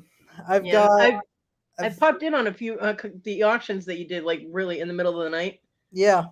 Yeah. And they had some pretty cool pieces. I was like, holy shit, that's awesome. I know. I think I have half a shoebox left of owl stuff. Then I have to go buy round 2 because there's going to be like 4 rounds of it. Wow. Oh wow. So yeah, it's a lot. I'm glad you're doing well with it, though. That's awesome. Yeah. Oh yeah, it's exciting. Some of them are really good. I love the articulated ones, the ones that have all the movable parts on them and stuff. Mm-hmm. And the blingy ones. I love a blinged out owl, man. You cannot beat a blinged out owl. Oh yeah, cannot. If Right? the colors work. Some of them are a little gaudy, but if the colors all work together and it's all sparkly and shiny, it's all pretty. I like it. Yep. Everything hang it I on my have bought wall. from you, Brandon, my mom is like, oh my God, that's so beautiful. Because I've given them to her as gifts. Yeah. I think I bought like a strawberry pendants and earrings. I think I bought 2 sets of those from you. And there was also like a red, it was like a cross, but I can't think of what the name of it is. There was a name for it. And she really loved that one. Oh, that's nice. There's Yeah. Celtic crosses, iron crosses. It had a certain name he called it, and I can't remember what it is to save my life right now. But it was beautiful. It was red. Video. Look. Huh? I said I'm gonna have to go back in the video and look. Oh, I mean, it was a while ago when you were doing like your videos on Monday and Thursday or whatever. Yeah, the buy when it you now first- videos. Yeah. Yeah. No, this was an auction, but it was Crusader Cross. I don't know. I can't think of the word. But she was like, we saw one on Antique Roadshow, and I was like, oh my God, I bought you one of those from Brandon's auction. And I pulled it out, and she's like, oh my God, that's beautiful. So anyway, yeah.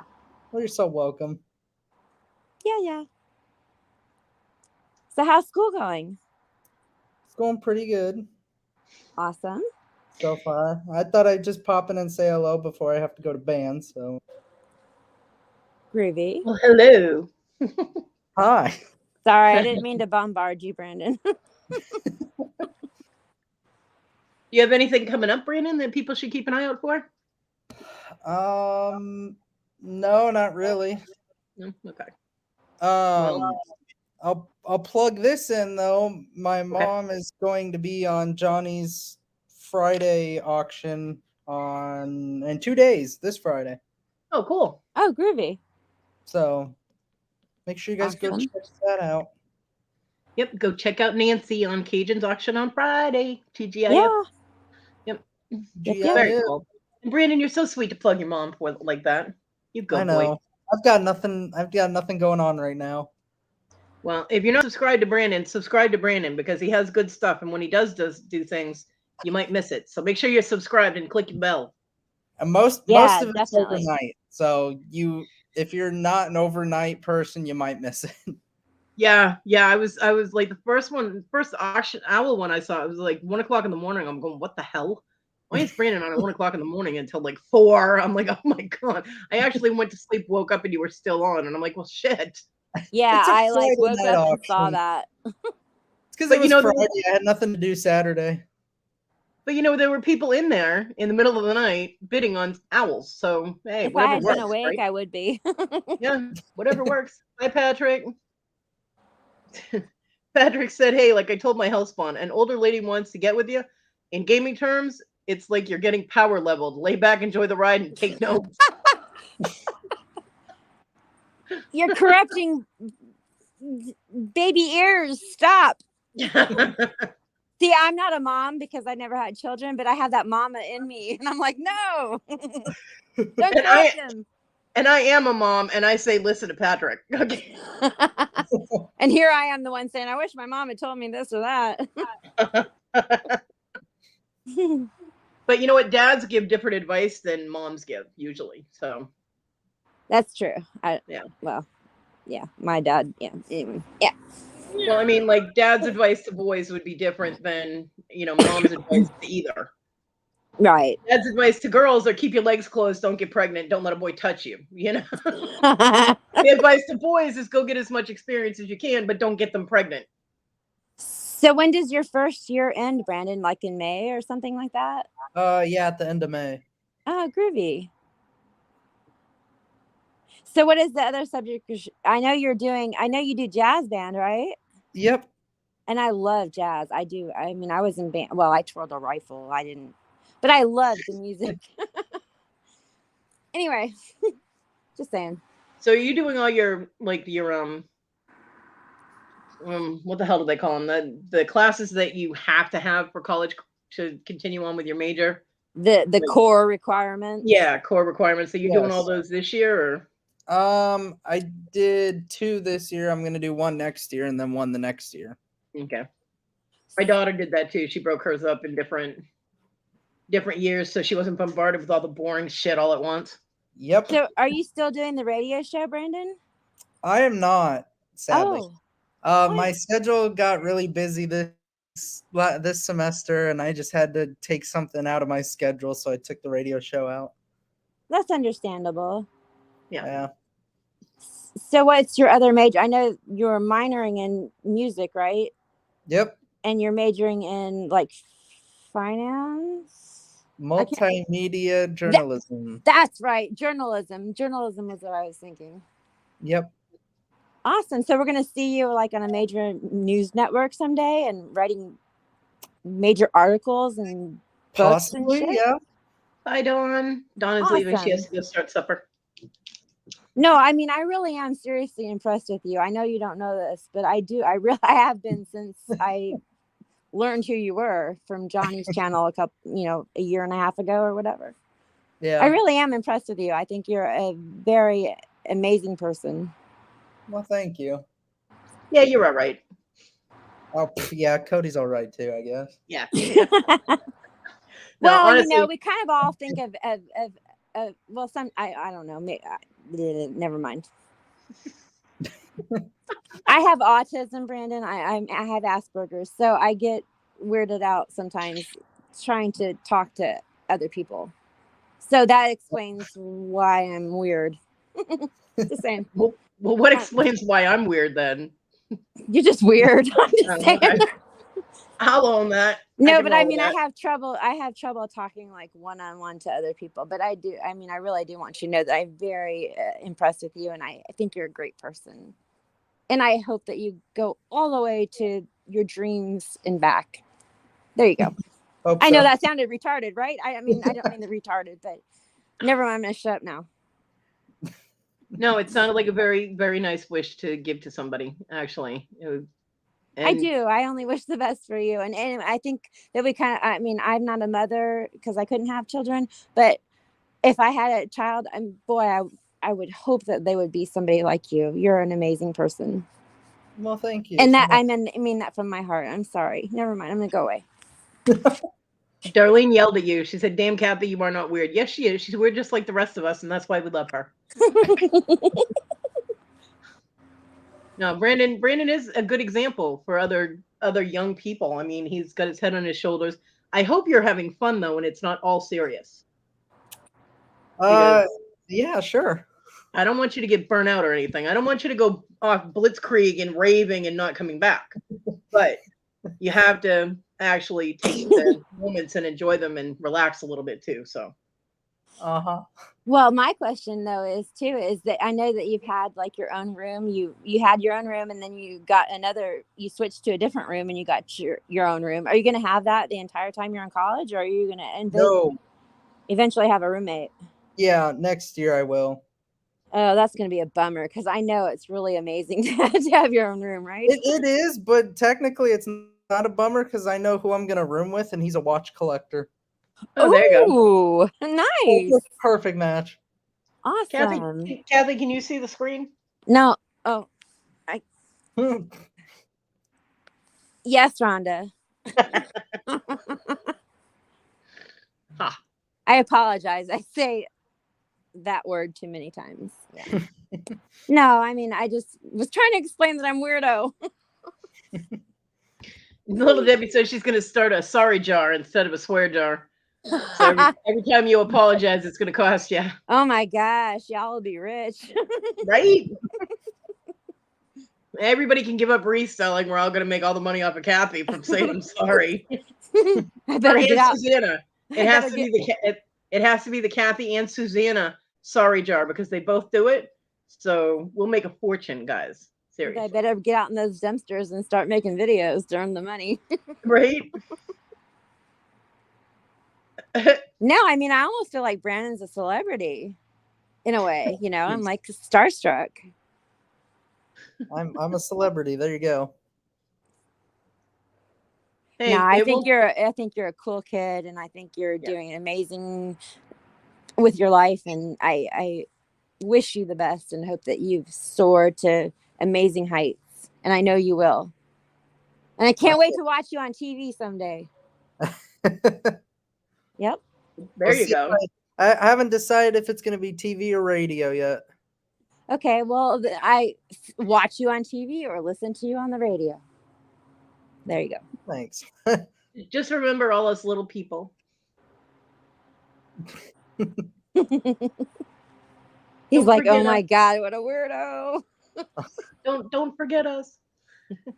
No, I mean, seriously, you're doing it right. You started off really young doing the reselling thing, but you kept your head on straight and you're getting your education, and that is admirable that you're able to tie it all together and do all of it. I just, like I said, I've known a few people that have been all gung-ho and boom college and da-da-da, and they burnt out, and I don't want to see that happen to anybody. So that's what happened to me. I burned out and I was like, screw it, I'm gonna get married instead.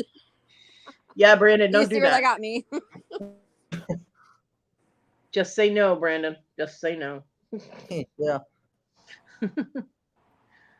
So no, but as long as you know you're okay, then we're good, you know. Yep. Yeah, Danny May, he definitely he does, because he's a little cutie, so he definitely has a look for TV. Oh, jeez. Right, he is adorable. Oh my gosh, you're so cute, Brandon. Oh my gosh. Brandon's like, I'm never coming on here again. I know. He's like, oh crap, what did I do? No. Or if he's feeling down on himself, he can come here and hear all the praise about him, and he'll be all set. You know. There you go.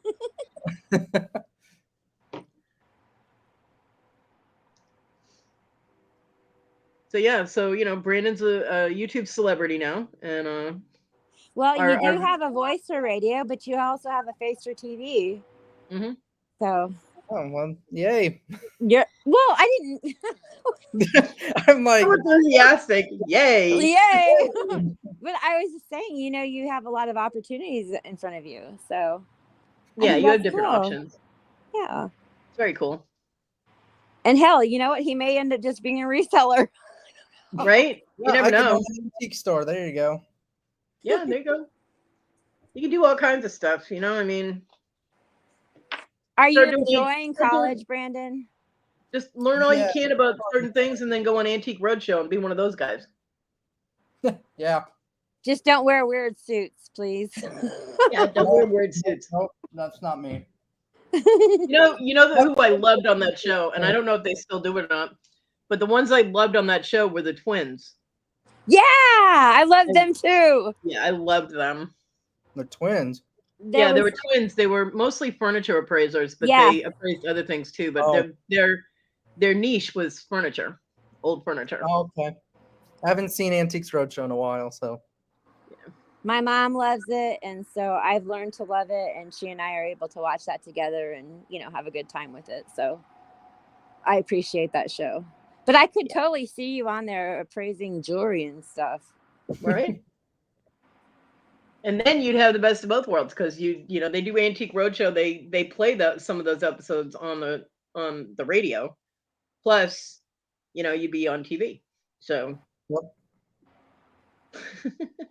That's I the believe best you're way. going to succeed in anything you choose to do. Yep, I hope so. Yep, you will. Positivity, Brandon. Not I hope so. There is no try. There is only do. I hope I can get more than 20 people to do another auction on my channel. No.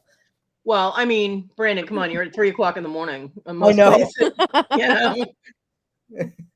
Not expecting much for that. I mean, I'm sure Rhonda could hook you up with a time and place that there would be a crap ton of people in an auction that you'd go to. You know, No, I'm sure. or Cajun, you know, because he has a lot of people at his too. So Yeah. you know, but Yeah. when you want to do them at dark 30 in the morning, you get what you get. You know, Exactly. and you still do well, so that's impressive. You know. Oh yeah. Yeah. Absolutely. Well, I'd love to stay and chat, but I gotta get to my band class. So. All right. Have fun. Thank you for popping in, Brandon. You're welcome. I'll see you guys later. Bye, Brandon. Bye. I totally embarrassed him. I'm so sorry. Yeah, everybody does. Everybody does that to him. He Oh, is I feel so bad though, you know, because I did kind of feel like he was, you know, YouTube royalty in a way, because I see him on Johnny's chat and what have you, and yeah, I've never talked. That's the first time I've ever talked to him, so I was kind of fangirling. Really? He's a cutie. Woo! Oh, okay. I didn't know that was the first time you had talked to him. Yeah. Yeah. And yes, Cajun is doing his auction right now. Oh, I'm sorry, Cajun. No, Debbie asked if Cajun was doing his auction right now. No, but I think he's a really good kid. He's got a great head on his shoulder. He knows what he wants. Yeah. He's out there getting it, and you don't see a lot of. I'm speaking from experience. I didn't know what the hell I wanted to do. Yeah, you don't see a lot of people his age that are that focused, and it's good to see, especially these days. I mean, it used to be that way, way back, you know, but right. The past couple of generations, 2-3 generations, haven't really been like that. So it's nice to see it when it does happen. I hope I didn't make him feel weird or anything. I'm sorry. Don't worry about it. No, I apologize. Stop it. Danny Mae, Kathy is that way with me every time I'm on. Danny Mae, get your butt up here. So I can fangirl over you. Danny Mae has enough of me on Mondays, although I will be very surprised if she didn't get a crap ton of comments about how quiet I was, because nobody ever sees me that quiet. See, Brandon's in the chat. He said, "Stop saying sorry, LOL." All right, Brandon, you're on my list now. Hey, Jessica. Yeah, I was very quiet for most of the show on Monday. So for almost an hour there was quiet Kodi, and that is unheard of. Yeah, really weird. Yeah, I missed the show, and I'm really sorry. I did go back and I did put it on. I did watch it, but I'm sorry, y'all. I didn't pay attention. I just let it play. Are you apologizing again? Yeah, well, I feel bad because Aw, hi. You do not have to feel bad. No, my neighbor has the cutest dog ever. No, she doesn't, because I do. No, but I mean, really, the dog looks like Benji.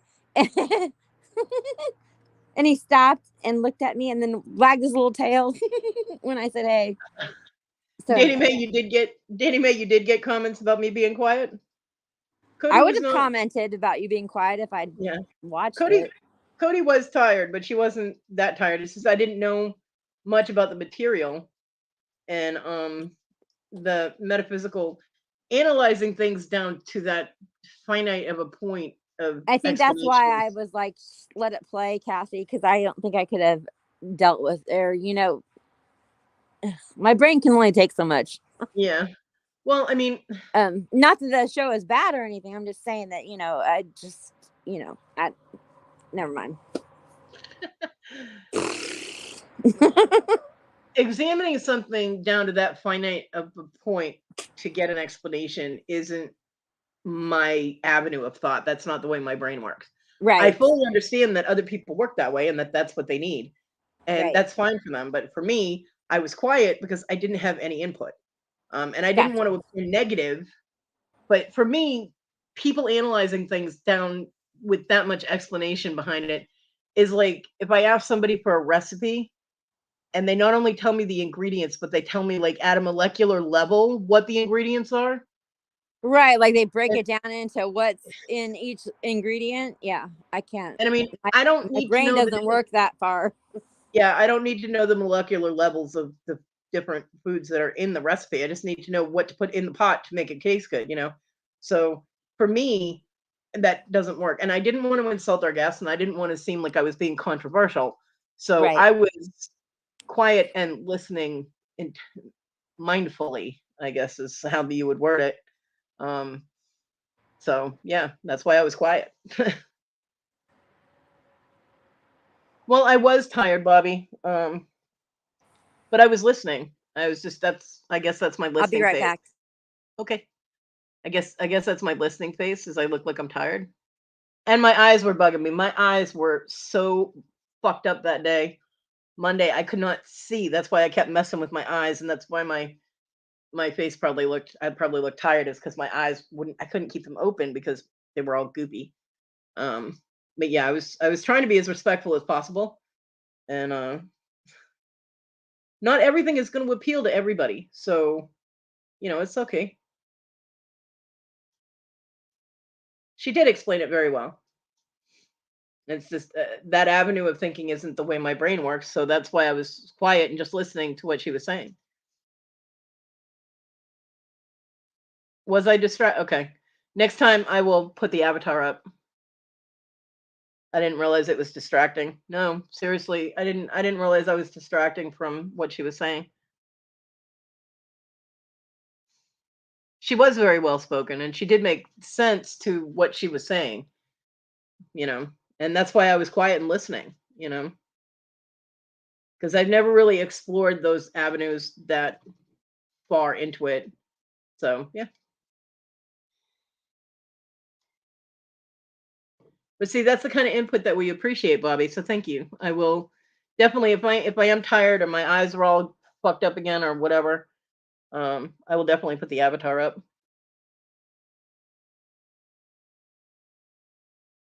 Hey Anna. We should have a code word for hide the face, right? Rutabaga. That'll seem completely in place. Yeah, and I do appreciate the feedback. Now, see, I don't go into the show afterwards to look at comments. So, if there are any comments that are directed at me, let Danny May know and she can relay them to me. Oh, Debbie. Well, I'm glad I made you feel not alone. I mean, I was tired. I hadn't gotten much sleep. I tried to take a nap and I didn't have enough time. Um, because I had a delivery that came in and it was going to be here between 11 and 1. I had been going to take a nap. But I had to be awake for that, so.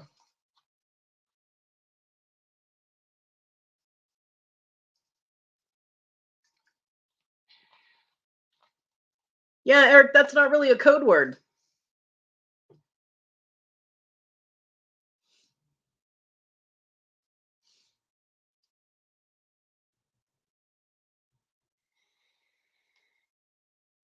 And private chat doesn't really work because I mean my messenger works. So Danny May can always message me and be like, put your avatar on. But private chat won't work because I always have the YouTube chat pulled up and over my StreamYard chat. So I don't even see when there's something in private chat. HYFF, hide your fucking face. Yeah, Bobby, rutabaga. I could have said kumquat.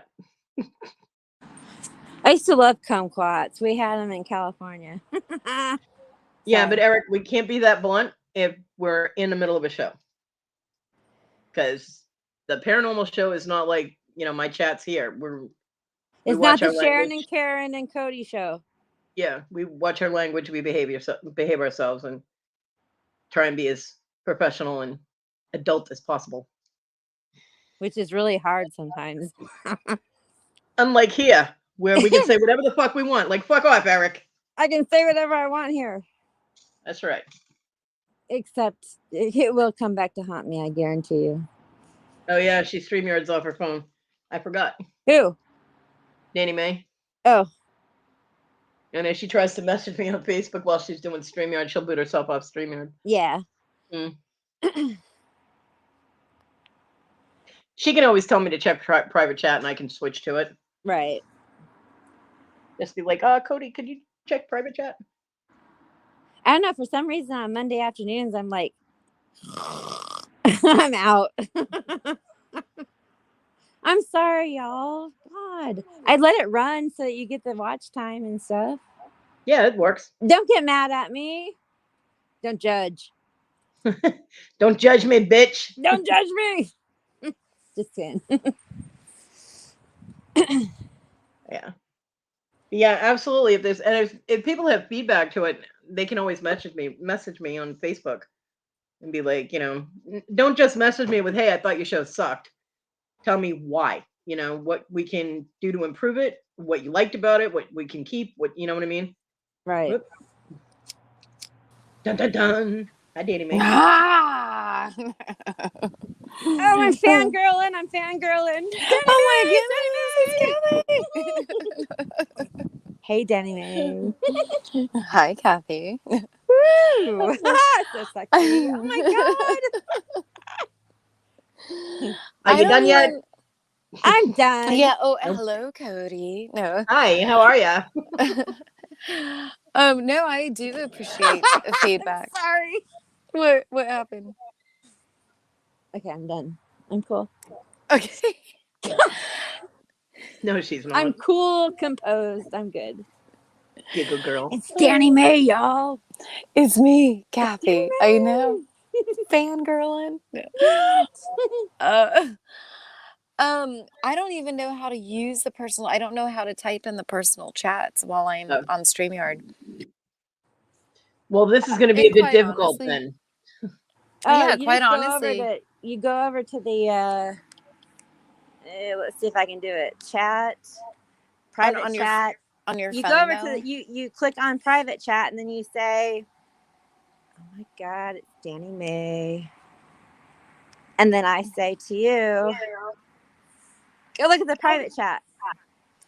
Yeah, see, I could do it from here, but I have to hold my phone up vertically. Yeah, right. And when I get what you're saying. film it, yeah. That's exactly what I just had to do.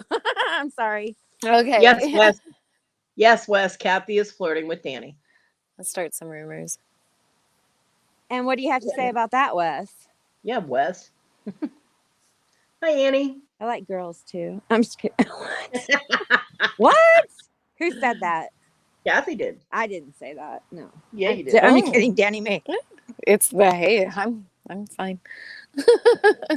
It's recorded. It will be on YouTube forever that you said that. Forever. I know. And actually I'll record it just to make sure I get to hear it every night before I go to bed. Danny Mae's cool. Danny Mae is going to turn that into a voice clip for her phone. I am. I know. It's going to be a ringtone. I like girls too. Oh crap. She'll put it as Jake's ringtone, so every time Jake calls her, it'll say, I like girls too. I like girls too. Oh crap, I snorted. That's awesome. We're gonna have to get propane soon, but while we were on the chats with the paranormal, gosh, I can't talk. I feel like I'm just waking up, but no, I really like the feedback, and somebody said with the first one that we did, they wish that we would have gotten into more detail on certain parts of it than bringing up like so many different type of ideas and views, you know, like the time traveling and stuff like that. But next week we're Kodi and I are doing it. We're going to involve the chat a lot more, and it's just going to be her and I. We don't have a special guest this coming week. Next week, this coming Monday. So I think that would be really, really good. Bobby, it's always on. Y'all are stuck with just me and Danny Mae this week. It's always on Danny Mae's channel. Yeah, Bobby, it's always on mine, and that's something that Lisa's been, and actually Kodi too now, really good at, because I need my hours and stuff, and so there's going to be some things that are changing with that, but I'm not going to announce anything until everything's like totally taken care of and I know exactly what I'm announcing, but it's going to continue on, so don't worry about it. She's such a tease. I know, right? Kathy knows that. Hi, Thomas. Yeah, Danny Mae is such a tease. Oh my god. She gets me all hot and bothered and then just walks away. I know. Bye. No, I'm kidding. Meanie. You know, I have the strangest feeling I'm not needed here right now. Oh no, Kodi, we like it always. Okay. Yeah. Always. Yeah. Because I'm down with that. You know that, right? Right? That's awesome. My dog just almost fell off the bed looking out the window. That was funny. She all like old lady looking out the window, and all of a sudden she almost fell off. I'm like, that's what you get. So have you revealed why Sharon wears Sharon the glove and why Sharon wears the glove? Did I miss that? You did. Fuck. Oh, what? Yeah. Fudge. Annie, I missed it. What? Annie, how old is your son? Oh no, Annie. What? Annie said, I've been here the whole time lurking, but I was driving and whatnot. My son heard the whole sex talk while in the car. Oh no. How old is he? Because, well, I'm not apologizing either way. We all know my channel's not We all for kids, know your channel is X-rated and can't be. But how old is he? I want to know how young of a person I corrupted. Or helped. Or helped, yeah, either way. Yeah. Whatever works for We you. teach the men young. We can train them to do the right thing to begin with. He's 23. He didn't hear nothing he didn't already know. Shit, he's old. Yeah, he's probably just wanting to run out of the car or pretend like he doesn't know anything. He was like, oh my God, Mom, you listen to that crap? Well, he just learned something new about his mama, didn't he? Oh, Lord. This is what Mom does for fun. And it's okay. I love the Sharon and Karen show. I love it. Oh, awesome, Kathy. I love it. I hope it never ends. I want it to go on for infinity. Yeah, we're trying to make a movie deal as extras. No, but it really makes my day. That's awesome. Are they resurrecting the Beverly Hillbillies or something? What?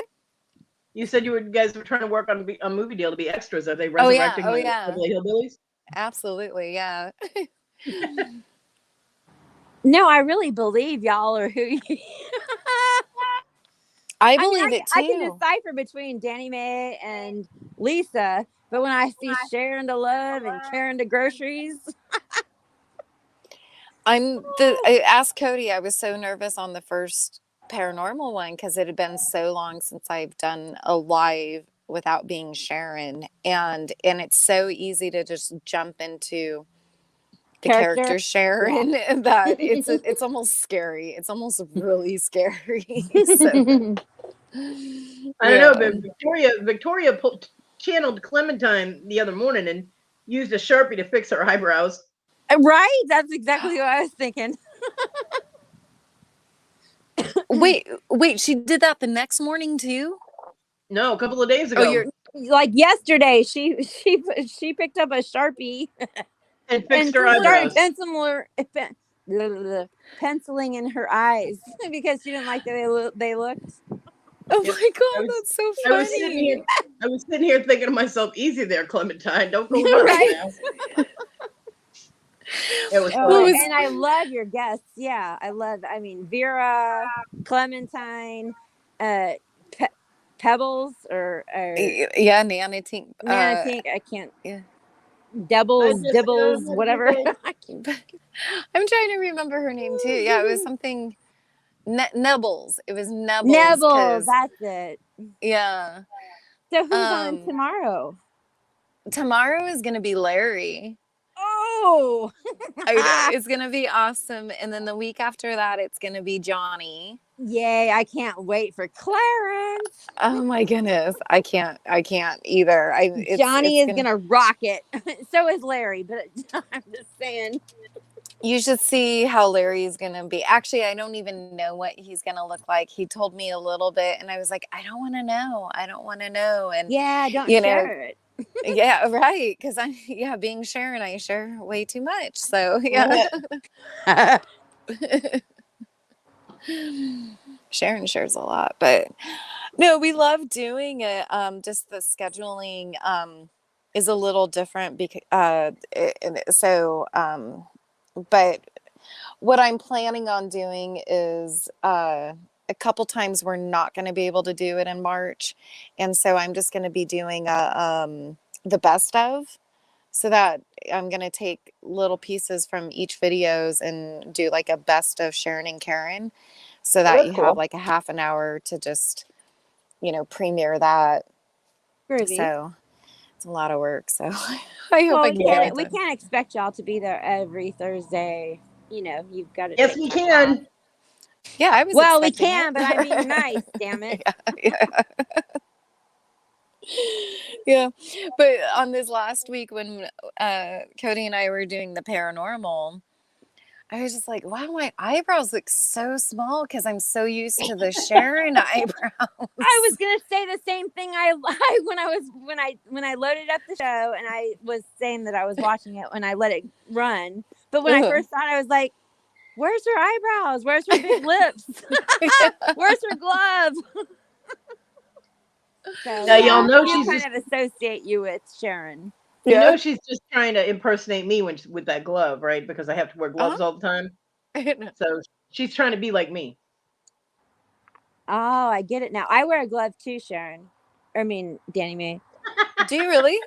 I wear one glove on my left hand when I dig in the dumpsters. Oh, okay. Yeah, that makes sense. I don't wear one on my right hand because it impedes with me clicking on the grabber. I hate it. Yeah. So I don't wear one on my right hand. If you see me reaching in with the grabber, you'll see my bare hand. But if you see me reaching in with my left hand, I got a glove on. Yeah, I actually have to do that. I have to do that with when I use the grabber here in the house. I have to take my right glove off. It's hard because you can't feel. I know it's weird, but whatever. Yeah. Well, I mean, it's the same as when I used to tattoo. You have to be able to feel the vibration and feel the depth, and you have to, feel what you're picking up through the device. Yeah, otherwise you end up with screwy kid tattoos like I have. Yeah. Yeah. So that's why I don't tattoo For anymore. amateurs. Because of the numbness in my hands, I had to stop tattooing. I mean, I could tattoo myself. And I was able to tattoo John because he's an idiot and just gave me the tattoo gun and said, "Here, ink me." But yeah, well, I let somebody practice on my boobs, so I would not. I would not tattoo anybody else at this point because my fingers are numb. I cannot gauge the depth of the needle. God, I wish you had done the same. So either I'm not going to go deep enough and the ink is just going to pull out, or I'm going to go too deep. I'm a hamburger, their skin, and all the ink is going to pull out with the blood. So, there's and when you hamburger someone's skin, it scars their skin, and then their tattoo is just screwed up. So I would not do that. So. And I'll show you a picture of one of those, Kodi. It was disappointing because I actually had there were like 4 different tattoo shops in the area that wanted me to apprentice. And when I got the neuropathy in my hands, I had to just be like, well, I guess I'm not doing that. Yeah. So the real reason why I wear a glove though is because it's so cold out here, and everyone knows that I'm a smoker. And so so you stick your hand out the window and you need a glove to smoke. Yes.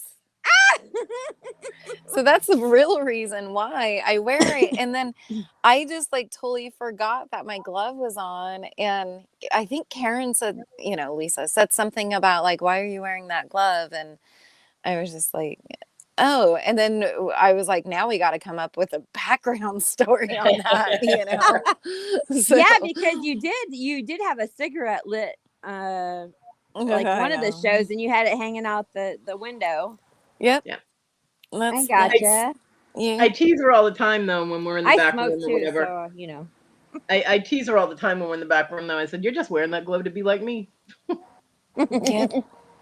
I just need to cut the tips off. I have full fingered ones too. Those are the ones I wear when those are the ones I wear when I'm sleeping. Is the full fingered gloves, and then I have the ones without the fingertips for when I need to work. Oh, cool. Yeah. Debbie was saying, "Cooter, is Larry gonna be cooter?" And then she says, "Is this thing on?" Were we ignoring Debbie? I didn't mean to ignore. I can't even see the chat. I couldn't get a word in edgewise, Debbie, so I couldn't repeat it. Sorry. No, he's not going to be cooter, Larry. Power off. And there you go. That's my speaker. It's not my power off. Cooter like the guy in Dukes of Hazzard. Cooter Davenport. No, after service. Larry gave away who he's going to be. I can't remember it though. What? Yeah. Oh. Well, I mean, it was a small group of people. Crap. What did he say he was going to be? I won't say it though. I'll probably think of it, but I won't say it out loud. We'll let it be a surprise for tomorrow. Eric, you need to listen with your ears and not your little brain, okay? What did he do? What? We're not. I'm like, no. Yeah. I don't know about you. Is Eric being naughty? Yes. Does not surprise me at all. How's his tractor? I know. Yeah. How's his tractor doing, by the way? I don't know. Who, Eric's? The song. She thinks that's gotta be like an inside joke or something. I have no idea. Bobby, his little brain. Because if he went directly to tits, that means he's thinking with his little brain. The one between his legs. Yeah, that one. Just saying. Crap. Don't be typical, Eric. That's right, little brain. Don't be typical. Be extraordinary and unique. Do not be typical. Start now and go. And I hate to say it, though, I'm a little selfish. I don't want to share y'all out because I don't want anybody else to know about you but me. No, Kathy, I get it because I was going to Found It Buried, George's place. I don't know if anybody knows him. George, he's from Canada. He was actually Robin's because she showed 666 subscriber. Oh yeah, and she was just like, Danny Mae, look at this. 666, and his name is called Found It Buried. And like she was freaking out. But anyway, he ended up being this really cool guy, and he was like, share me out. And I was just like, George, because I think he's trying to get to 3,000. And I was just like, I don't want to, because this is my place where I could be me, and exactly where nobody knows me. But yeah.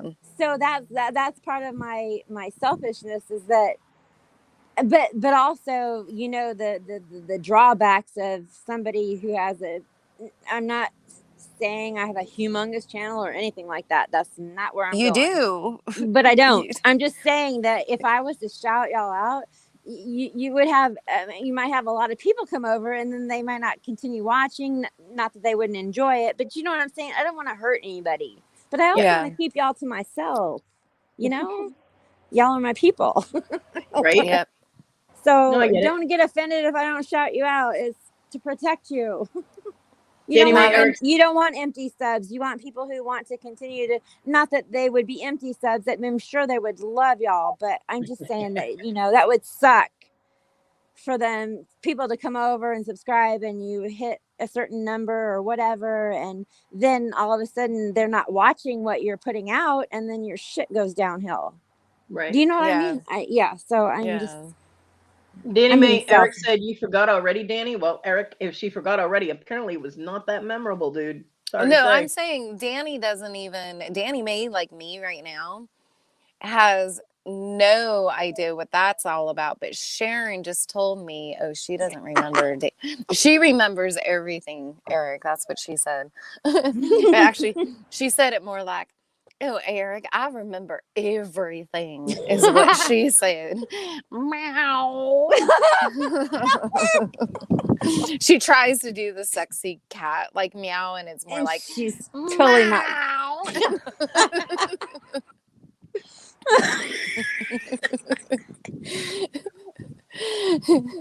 Sorry. I'm shaking my head at both of you right now, right? I know. It's funny. Sharon thinks she's so sexy, Hmm. But But I no, mean, I totally would do it, but I don't want to hurt anybody, and I want to keep y'all to myself. no, Kathy, yeah, no need to apologize. I know, like, I forget. Oh, okay, it was this morning, but I was rewatching the Good News, and they were asking if they could show the lamb thing, and you were like, nope, don't want it out there, And Yeah. sometimes Sharon and Karen make jokes about, Kathy going to the Oh greenhouse no, that's fine. But Okay. to have a sheep going, that Okay. wouldn't roll. No, y'all can make fun of me going to the shed and the greenhouse or whatever. No.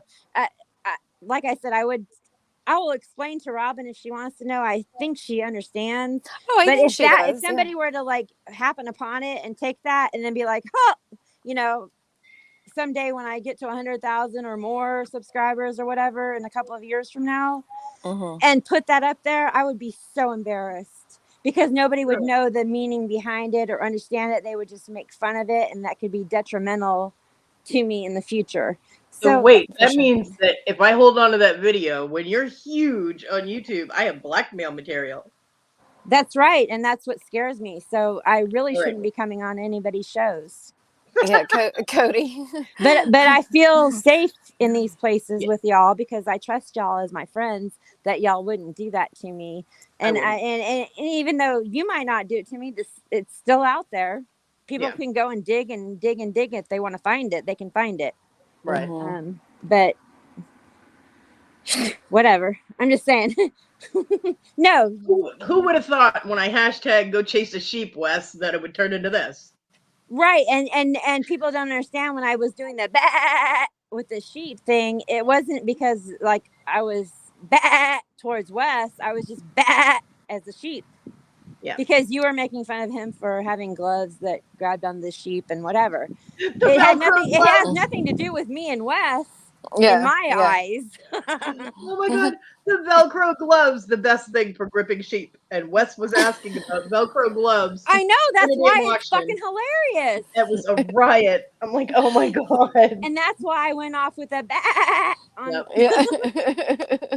But I know Robin means well, and in any other situation I would be like, yeah, go for it. Go ahead and put it up there. But I have her channel, her Real Creative Studios she's a link in my description for her services, which automatically takes you to because she shed and it goes around in a circle. So No, Kathy, I mean, the thing is that if she didn't get it, she wouldn't have asked. And you said, oh, please no, and she didn't. So of course she's really understanding. And I really appreciate that because, but in any other circumstances, I wouldn't really give a crap, but I am more very, I don't know. And kudos to Robin for always being so respectful that she asked first. Yes, and I appreciate that 100%. But you know what? It's my own fault. I shouldn't have gone on anybody's channel and felt comfortable talking to anybody. This is my place over here in the reselling community to be. Not that I'm not who I myself on my channel, but I know a time and a place to act a certain way. Right, do you know what I'm saying? And so that's portrayed there. I am that person, but I'm also this person over here when it's not appropriate. Right. I don't know how else to explain it. Rhonda said, Kathy, think you and I need to have more one-on-one combos, and then gave you a kissy face. Yeah, I think we do, Rhonda. and Debbie is flashing her boobs in the chat again. Debbie's always flashing her boobies. I know, right? She loves her boobies. She loves her boobies more than I love mine. I mean, yeah, Sharon wants some of that on Sharon and Karen's show. I keep asking her to come on. Oh, Debbie would be amazing to come on there. Debbie, do it. She uses her boobs to distract from what's How are you gonna get her to keep her clothes on if she comes on the show? Hey, I don't mind. We'll just have one show that I won't be able to get monetized. Yeah. No, but I mean, I didn't think about that a long time ago, 2 years ago when I was, going on lives and stuff. I didn't think about any of that. And I was just being myself. But, if somebody really wanted to be an asshole and dig, they could really be detrimental to my channel.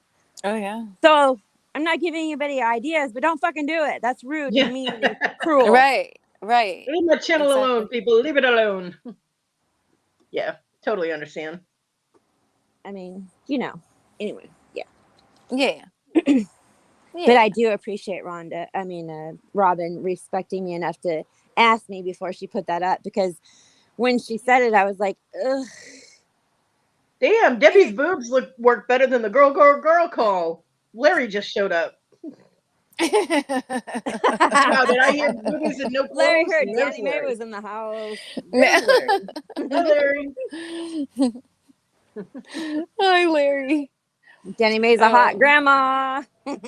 I'm gonna be. Well, I'm gonna be a grandma, but there's nothing hot about this. I didn't mean to push it further along than it is, but oh, I got a good grandchild story for you. Kodi's a hot grandmama. Nice. Right. I didn't know. I'm a grandmother anyway, but I got a good grandkid story for you that my mom told me today.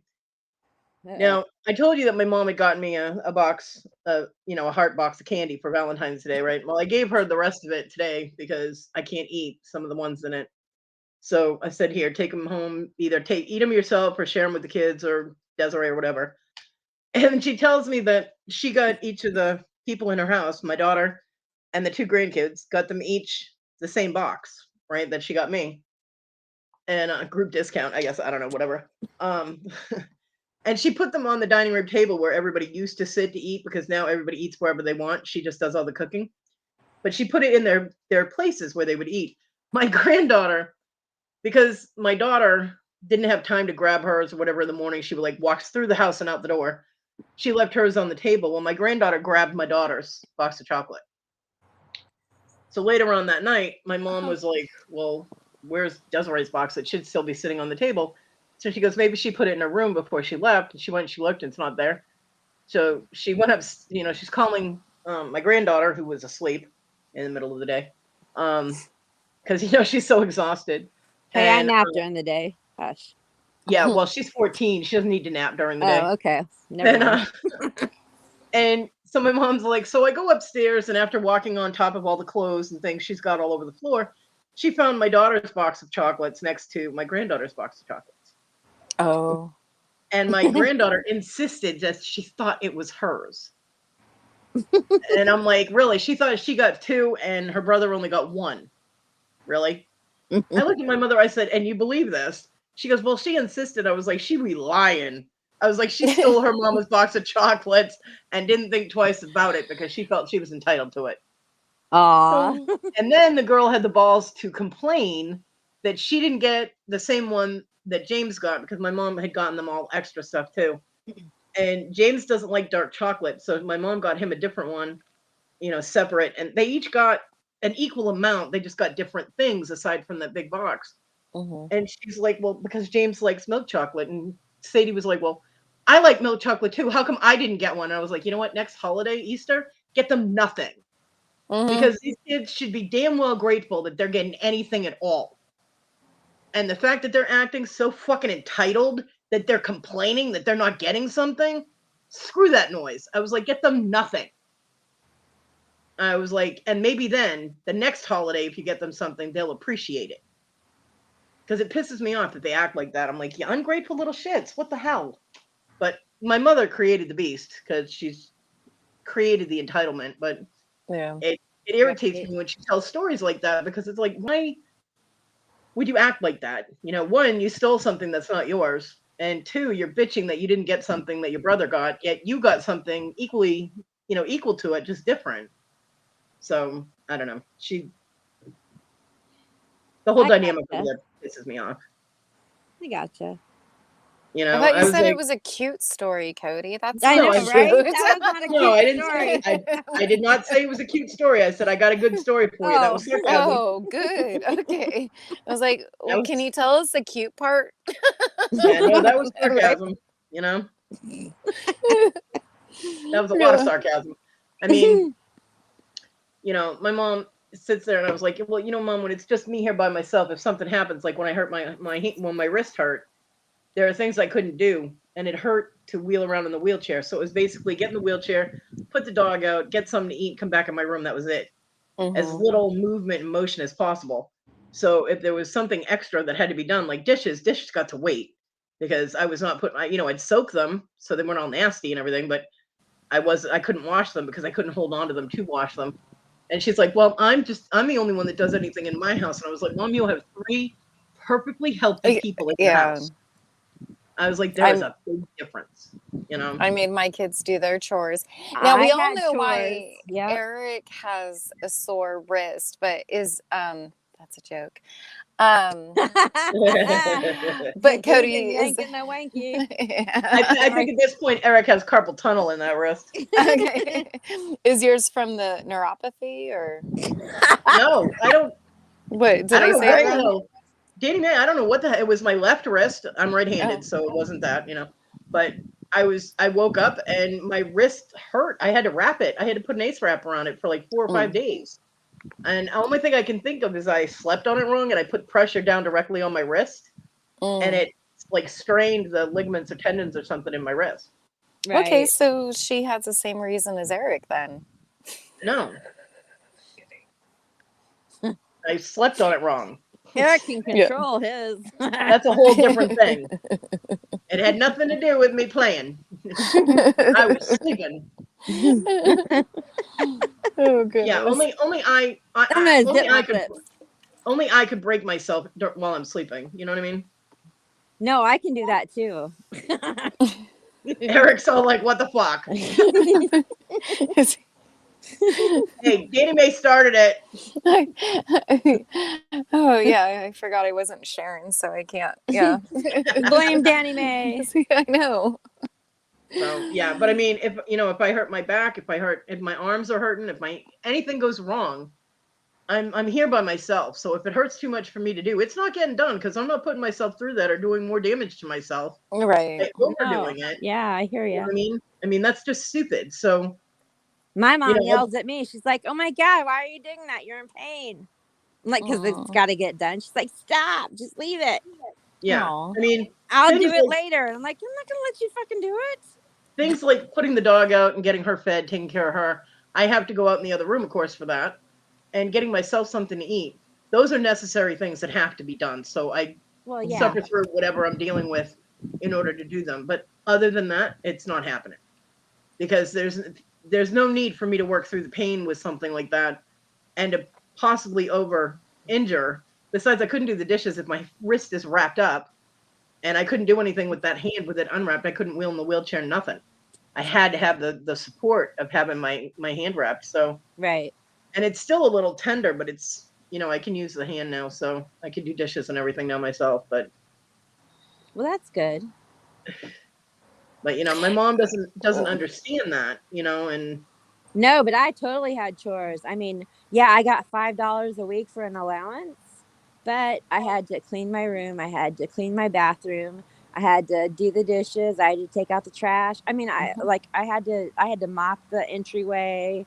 I had to vacuum. Not that my parents were trying to make me do all their housework or everything, but we did it on Saturday, all of us. But I had my certain chores that I had to do on Saturday, and then I got my $5. Yeah. And then they were upset when I went out and bought Van Halen 33 records Oh, goodness. with him smoking a cigarette on it. My mom's like, "What the hell is that?" I'm like, "It's what I bought with my allowance." Yeah. well, No, That was for a long time parents. ago, 1984.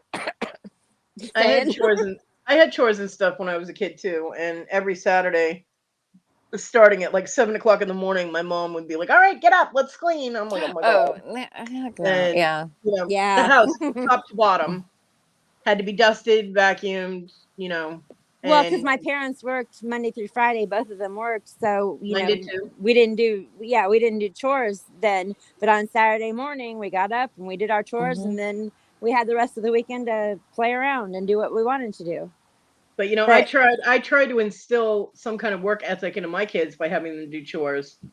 Right, And and even if they hadn't given me $5 a week back in the day, I still would have done what they told me to do, and that's just what you do. You obey your parents. I don't know. Yeah, we didn't get no $5 a week. I mean, my parents, I have 2 brothers and 2 sisters. I'm the middle child, if that makes any Larry, I wasn't sense. even allowed to go near the TV except to dust it until the cleaning was done.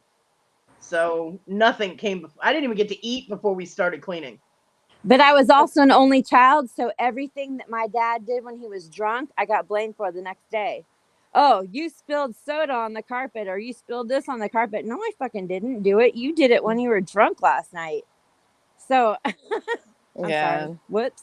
But when I tried to get my kids to do chores, my daughter told everybody I treated her like Cinderella, and the next thing I know, I got DSS telling me I can't do that, and the kids shouldn't be doing slave labor and shit. I'm like, what the fuck? That's teaching responsibility, not slave labor. But then my kids get put into foster care. My son is in a foster care facility, and I walk in and there's a fucking chore chart on the goddamn wall. And I was like, wait a minute, I have chores and I'm doing slave labor. You guys have chores and that's okay? And the guy literally told me, well, because we give them money for each chore they do. I'm like, so you have paid child labor instead of slave child labor? Well, I think that my parents were trying to teach me that I had to earn money in life in order to get something, so the chores were their way of teaching me responsibility, but also saying, here's a reward for doing the work that you promised you would do, or whatever, it's John and like a job. John and I didn't have the money to give an allowance. We just and didn't I understand have the money. that, and I really don't think $5 a week is a whole lot of money. I'm sorry, y'all.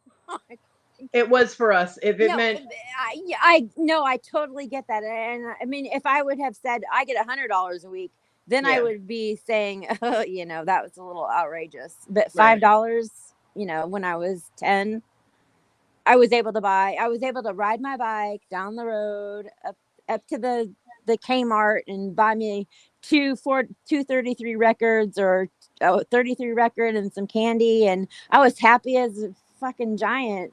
I don't know. I also used it to go to the movie theater. The whole reason that the kids were doing chores is, one, to learn responsibility. Yes. Two, to have good work ethics, do your job and do it correctly. Because if my kids, so that the kids, when they grow up and they're doing house, they know how to do house, if my kids did not do a chore correctly, they had to do it again. I did too. Yeah. Yes. And if they had to do it a third or fourth time, it was done. Like, if they didn't mop the floor correctly, how hard is it to mop a floor? If they didn't mop the floor correctly. I will tell you this, though. My mom said, I wish we had never given you an allowance because we wanted you to learn, not that I didn't learn responsibility, but that was my part of taking care of our household. That I would, that was my job in our little society of our house. That's what I had to do. I'll tell you, if my kids had to do a chore for for the third time over because they didn't get it right the first 2 times or first 3 times or whatever. They had to do it over a multiple of times. There came a certain point where a toothbrush would be brought out. Like if they didn't mop the floor correctly, they'd be down there. Hello, welcome to the military. You're going to now clean the floor with the toothbrush. Get it done right, or you're going to be doing it with a toothpick. And yeah, see, I did it right the first time. we would not make them do the whole floor. We were not that cruel, but we would make them do a good section of it and then be like, all right, now get the mop and mop it correctly. Otherwise, you will be doing the whole floor with the toothbrush. Well, hopefully you bought them a new toothbrush. Right? No, they were special. They weren't their toothbrushes. They were toothbrushes we had. They were just used toothbrushes. Okay. It's good to clarify that for... Hey, I used to clean my closet out on Saturday so I could watch Donnie and Marie. I mean, I'm not a douchebag, Danny Mae. Damn, I wasn't going to make them use their own toothbrush. Donnie and his purple socks were enough for me to clean my closet out. Oh, yeah. Oh my goodness. That's awesome. You know, but, I mean, then Kayla's sitting there telling everybody that, she told DSS that I treated her like Cinderella, that I made her do everything. No, I didn't, because then my house would have been fucking clean. Hey, Susanna. Hey, Susanna. Hi, Susanna. The thing is I had a bad back and I couldn't do anything. I mean, I could wash a couple of dishes and I had to go sit down. I could mop or sweep for like 5 minutes and I have to go sit down. I couldn't move. Right. So, the kids got chores to the point that they would, mopping and sweeping a floor at their age was not unheard of. Plus keeping their rooms clean. And we did have them alternating doing dishes until I found out my son was throwing away all my forks. Oh, God. And then I couldn't let him do dishes anymore because I would have had no silverware left. Wait, like accidentally? I'm sorry, that's hilarious. No, he didn't like washing forks because food got stuck between the between, so he would throw them in the trash. So he would throw them away instead of washing them. You know what's worse than that is like when people make like anything with peanut butter and they leave it on the knife, like any peanut, or something about peanut butter on something, just the smell of it and having to clean. It's just like wipe it off with a paper towel. Sorry, Kodi, I know how you are with the paper towels, or Kleenex or toilet paper, whatever, and get that. No, definitely off of there. Oof. It's even gross sitting in water. I'm sorry. Yes. I know it washes off, but it's really gross when it's like pale and But yeah, my kids. I'll waste the paper towel on that. my kids did not have that many things to do, and Kayla just wanted to do what she wanted to do, and she was trying to find a way to get out of my house so that she could do it. It was age inappropriate, and of course she triumphed because she lied and got to do what she wanted to do. Yay! I mean, I didn't have kids, but if I had kids, I think that I would have done the same thing my parents did. I don't know that I would have. I don't know about the allowance. I mean, it would have been age appropriate or what have you. But they need to learn that they need to help keep up the household. That's just part of life. You have to contribute. And, I don't think that's being mean. No, it's not. I mean, the only thing that I had Kayla do extra that I should have been doing, but I was dealing with such severe depression and I was dealing with trying to adjust to a plethora of new medications, was to get her brother up for school in the morning because the depression was keeping me in bed. I could not get out of bed. I understand that. And so, Kayla had the responsibility to bring his medication to me so I could make sure that he took his medication. Right. His ADHD meds. I would have been a horrible parent. I'm just saying. Other than that, it was, it was just your basic shit. And neither one of them kept their rooms clean. Their rooms were complete disasters. And it was like pulling teeth to get them to do the rest of their chores. So her complaining to people that, I worked her like a slave. I'm like, really? Then how come nothing is done? And I mean, all you had to do was walk in the house. That's why my kids got taken away, is because my house was a mess. It wasn't disgustingly dirty. It was dusty, and of course we had red clay dust and all that, but it wasn't like there wasn't plates of dead food sitting around or animal shit in the house or anything like that. It wasn't a biohazard. It was just cluttered. I just don't think there's anything wrong with expecting or teaching your children to pick up after themselves or you're setting them up for you're setting them up for failure if because I know it takes a lot of time to, like, oh my goodness, like it takes it's almost harder for us as parents to make our kids like finish a chore than to actually do it themselves or ourselves, you know. I know my kids growing up, and I was just like, no, if I don't make sure that they, not that they have to do it my way, but just do it in a way that's like healthy and you know, that they're not throwing forks away or leaving peanut butter on knives, you know. Let me tell you, setting them up for failure. You know, and Right, disciplining. because you'll get a man who didn't have any of that stuff when he was a kid, and then he expects you to do all that shit for him. Yeah. No, I'll tell you, it's funny because social services told my son, the caseworker told my son to clean his room. My son looked him dead in the eye and goes, "Yeah, I'll get right on that," and walked away. I told trying to discipline my son to get him to do something, like, you know how, you know, I didn't want to beat him or anything, so I'm like, okay, if you don't get your room clean, then you're losing your electronics, because the only thing that meant anything to him were books and his gaming. And I had a strict policy of never taking books away from my kids because reading is important. Yeah. So, you know, I never took books away. So I told him, I said, you'll lose your electronics. 20 minutes later, he come walking out of his room with a box with all of his gaming stuff in it, handed it to me and goes, "I don't feel like cleaning my room right now," and walked away. I'm like, well, fuck. Oh, wow. I remember that story. I'm like, you know, I'm sitting there like, well, fuck me hard. I'm like, okay, I'm screwed. You know, and he actually didn't, he cleaned his room like 3 or 4 days later and then came and asked for his stuff back. And I made him wait another day just because he was being a little ass.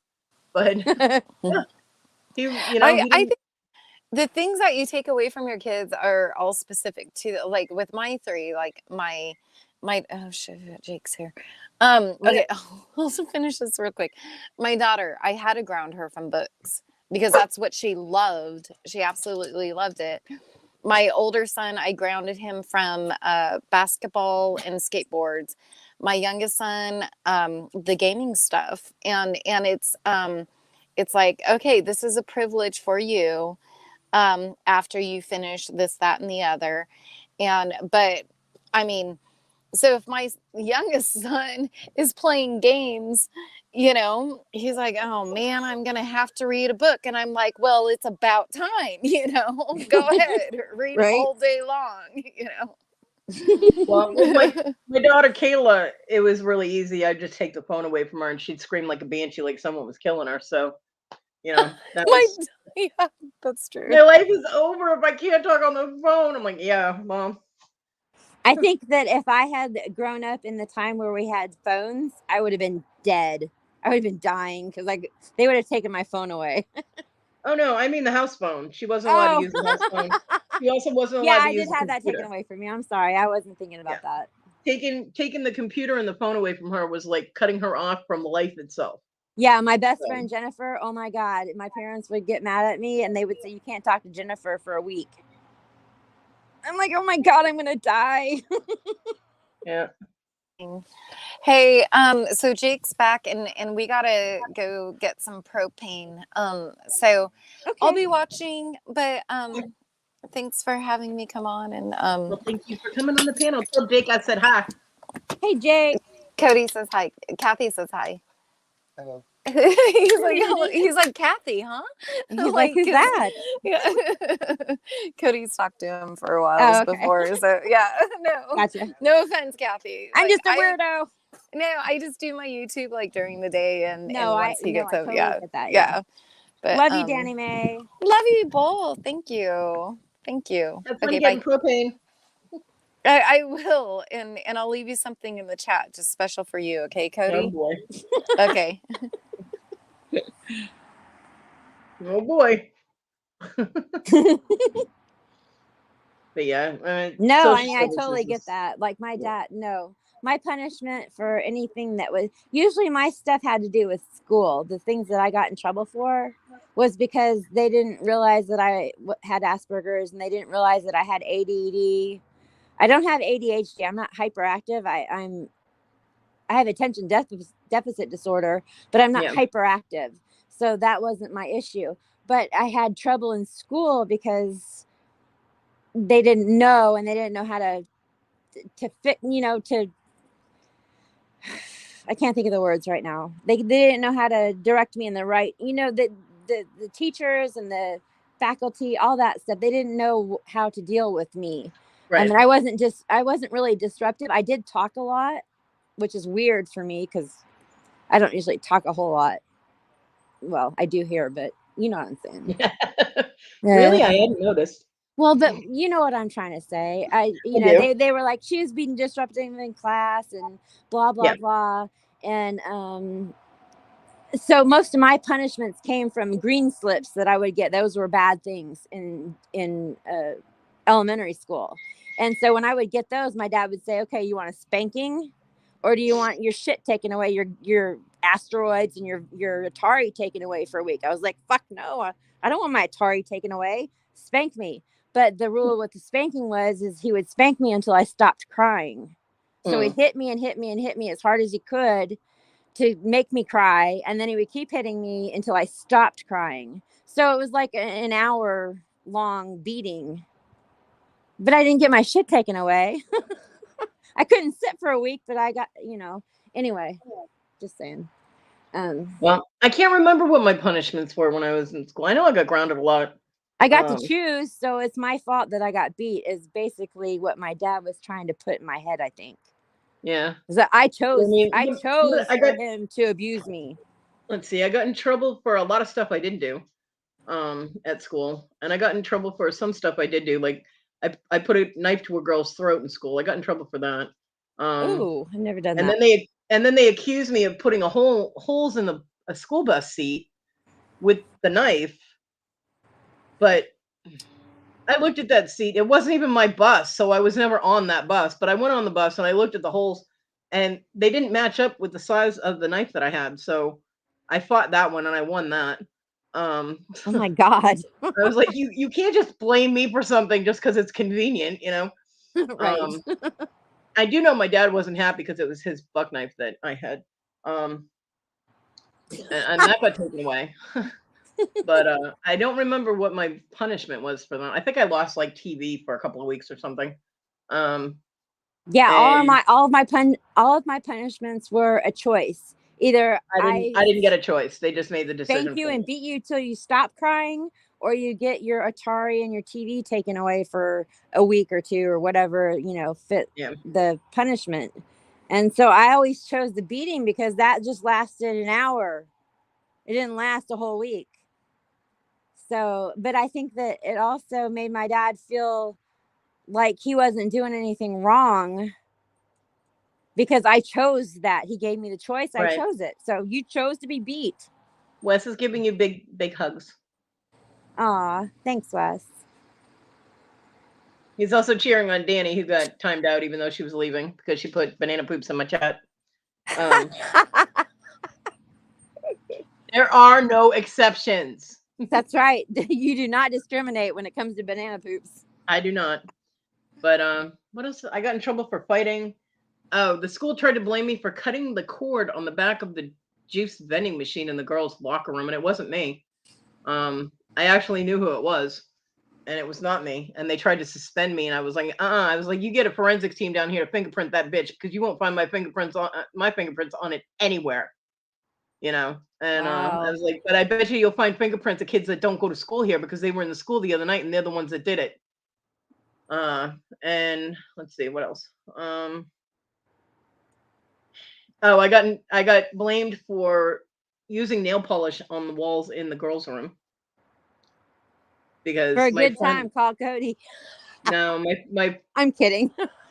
someone did an I, heart, and then boys in nail polish, which I had borrowed from a friend of mine who is the one who did it. And so I had that color on my nails. Oh. And a friend of mine who thought she was being cute wrote, I love boys, and crossed out boys and put men underneath it on my denim jacket like 2 days before that. So the evidence, given the evidence that they had, I can see where they blame me. But I was like, there are about 10 girls that have this color nail polish on because it belonged to, the one girl and she lent it to everybody. So no, And just because I Right. have that written on my jacket, it's not the same writing and doesn't mean that I'm the one who did that. No, Right. they wanted me to repaint all of the bathrooms. I was like, I will dump that paint on your head. I'm like, Wow. I am not taking this punishment. I did not do that. You cannot make me paint the bathrooms. I was the one who cleaned the bathroom for an extra credit for the year. I was helping the janitor. I had two different jobs that I did in the school. I helped the janitor for one period, and I worked in the offices answering the phones in the morning. So why would I use nail polish on the bathroom fucking wall if I'm the one cleaning the bathrooms? Right. I was like, you don't make any sense. And I told the janitor, I was like, you will be wearing any paint that you hand me. I was like, because I didn't do this. I said, and I will also let them know that you let every kid that comes in this office smoke in here. Because smoking was not allowed in our school. I was like, do not fuck with me, little man. And he was like, okay. And I didn't have to paint the bathrooms. And I didn't get suspended or anything. He told the school that it wasn't me. So, and it wasn't. And it was funny because they pulled me and the girl who owned the nail polish into the bathroom. Now it was the girl that owned the nail polish that actually wrote it on the wall. Right. They pulled us both into the office and were questioning us. And I was just like, look, I wasn't there when it was done. I have no idea who did it. Yeah, I was there. So I lied. But I wasn't ratting out my friend. I mean, come on, you don't do that, you know? Right. And it wasn't like this huge crime. It was nail polish on a fucking wall, you know? It wasn't like, she stabbed somebody Right. like I almost did. You know? Right. Whoops. I No, I blacked never out. did that, but yeah. I blacked out when that happened. I used to have a really bad temper, and this girl, I mean, she pissed me off beyond the point, and apparently I blacked out, got the knife, and had it to her throat before I came out of the blackout. Luckily, I came out of it before any blood was drawn. Yeah, Yeah, it was luckily. kind of scary for me too. It Yeah. wasn't just scary for her; it was scary for me. I'm like, holy shit. Right. Because the knife was in my purse, which was about 15 feet away from where we were standing. The last memory that I have, while she was, mouthing at me, and the next thing I know, I got her by the back of her hair, and her neck's bent backwards, and the knife is in her throat. I'm like, Yeah. how the hell did this happen? And she's like, holy fuck, she's gonna kill me. And I'm like, shit. Wow. Yeah. So Scary. I learned to control my temper way before I had my kids. Right. Because when I found out I was pregnant, I was like, oh, my temper is not going to go well with baby. So I had to do a lot of meditation and calming down techniques to control that. And I did well. All my kids survived. So yay.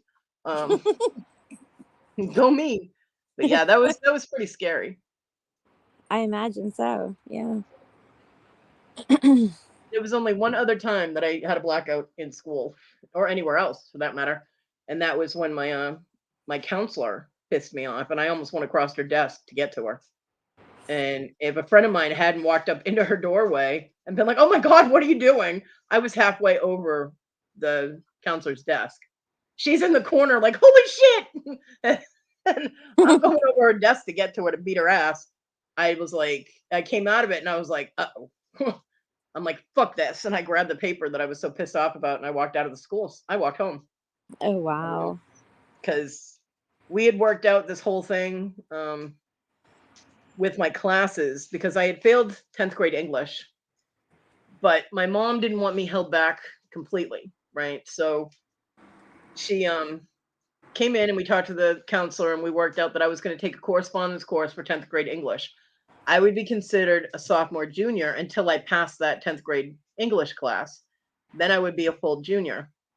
So I would take all my junior classes as I was doing the 10th grade English correspondence course. Right. When I went into school the next year, I had a completely different schedule than what we had worked out and what had been approved by that counselor.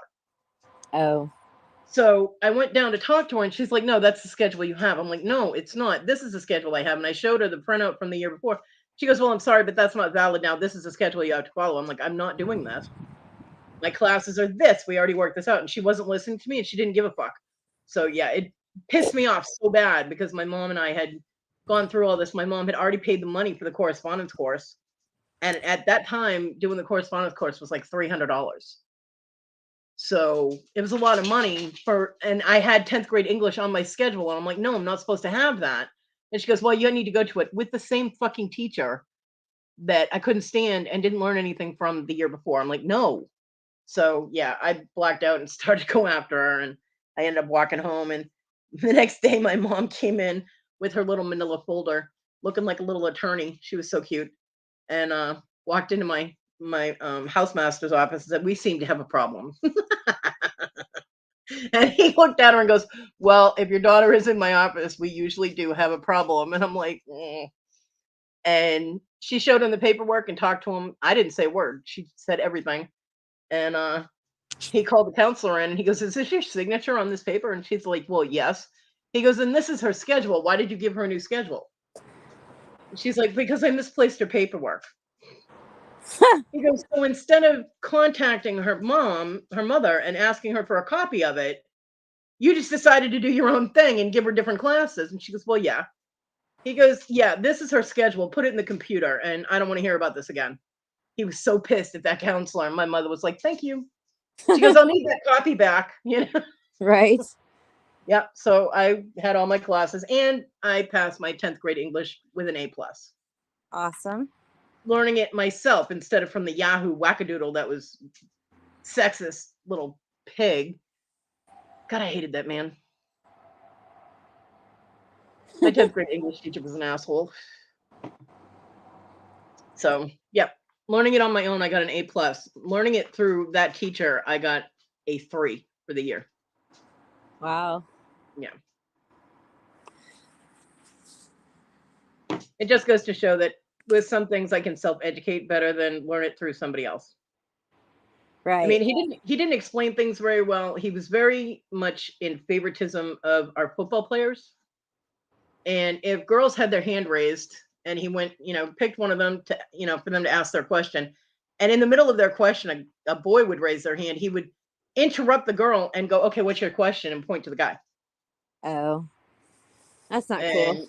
And then he'd have tests or quizzes where there'd be like 10 questions, right? And you could answer 9 out of 10 of them correctly, and all of those were only worth a couple of points, but that one question that you answered wrong was worth like 75 points. So if you answered it wrong, you failed the whole thing, even though you got 9 out of 10 questions correct. I mean, his grading scale was bizarre. Yeah. And I was just like, "Look, you wackadoodle, get away from me," So I read historical romances. I read historical romances for the first part of his class. My English class was split in half. So the first half of it was before lunch, and the second half of it was after lunch. 3 days a week, I never came back to class. I was out with Desiree's father on his dirt bike, having fun for the rest of the day. La la la la la. Oh my goodness. Well, I mean, I had like a study period and I had gym afterwards, so I wasn't really missing anything. You know what I mean? I'm like, right. No, I wasn't missing important classes. I went to all my important classes. But yeah, dirt biking around. I only skipped school once, and that was my senior year. And I got caught. Did you? The one time I skipped school, I got caught. Yeah, I went to the orthodontist. And I was like, you know what? I don't feel like going back to school. So I drove home. My mom was, I don't know, she was out with her friends or whatever. And somehow I ended up getting caught. And then I had to go spend Saturday in the principal's office in a little room. And I had to study the whole time I was there. I was there for like 8 hours. But that was my punishment. So whatever. I was a good kid, but I got the one time I did it, I got caught. So that's the story of my life. Nice, Debbie. Debbie's having pulled barbecue roast, pork roast. Ooh, yum. She said, "What's for dinner?" Roast turned into pulled barbecue. Is that pork roast or beef roast? I'm gonna say pork roast is awesome. Yeah. Yeah. I mean,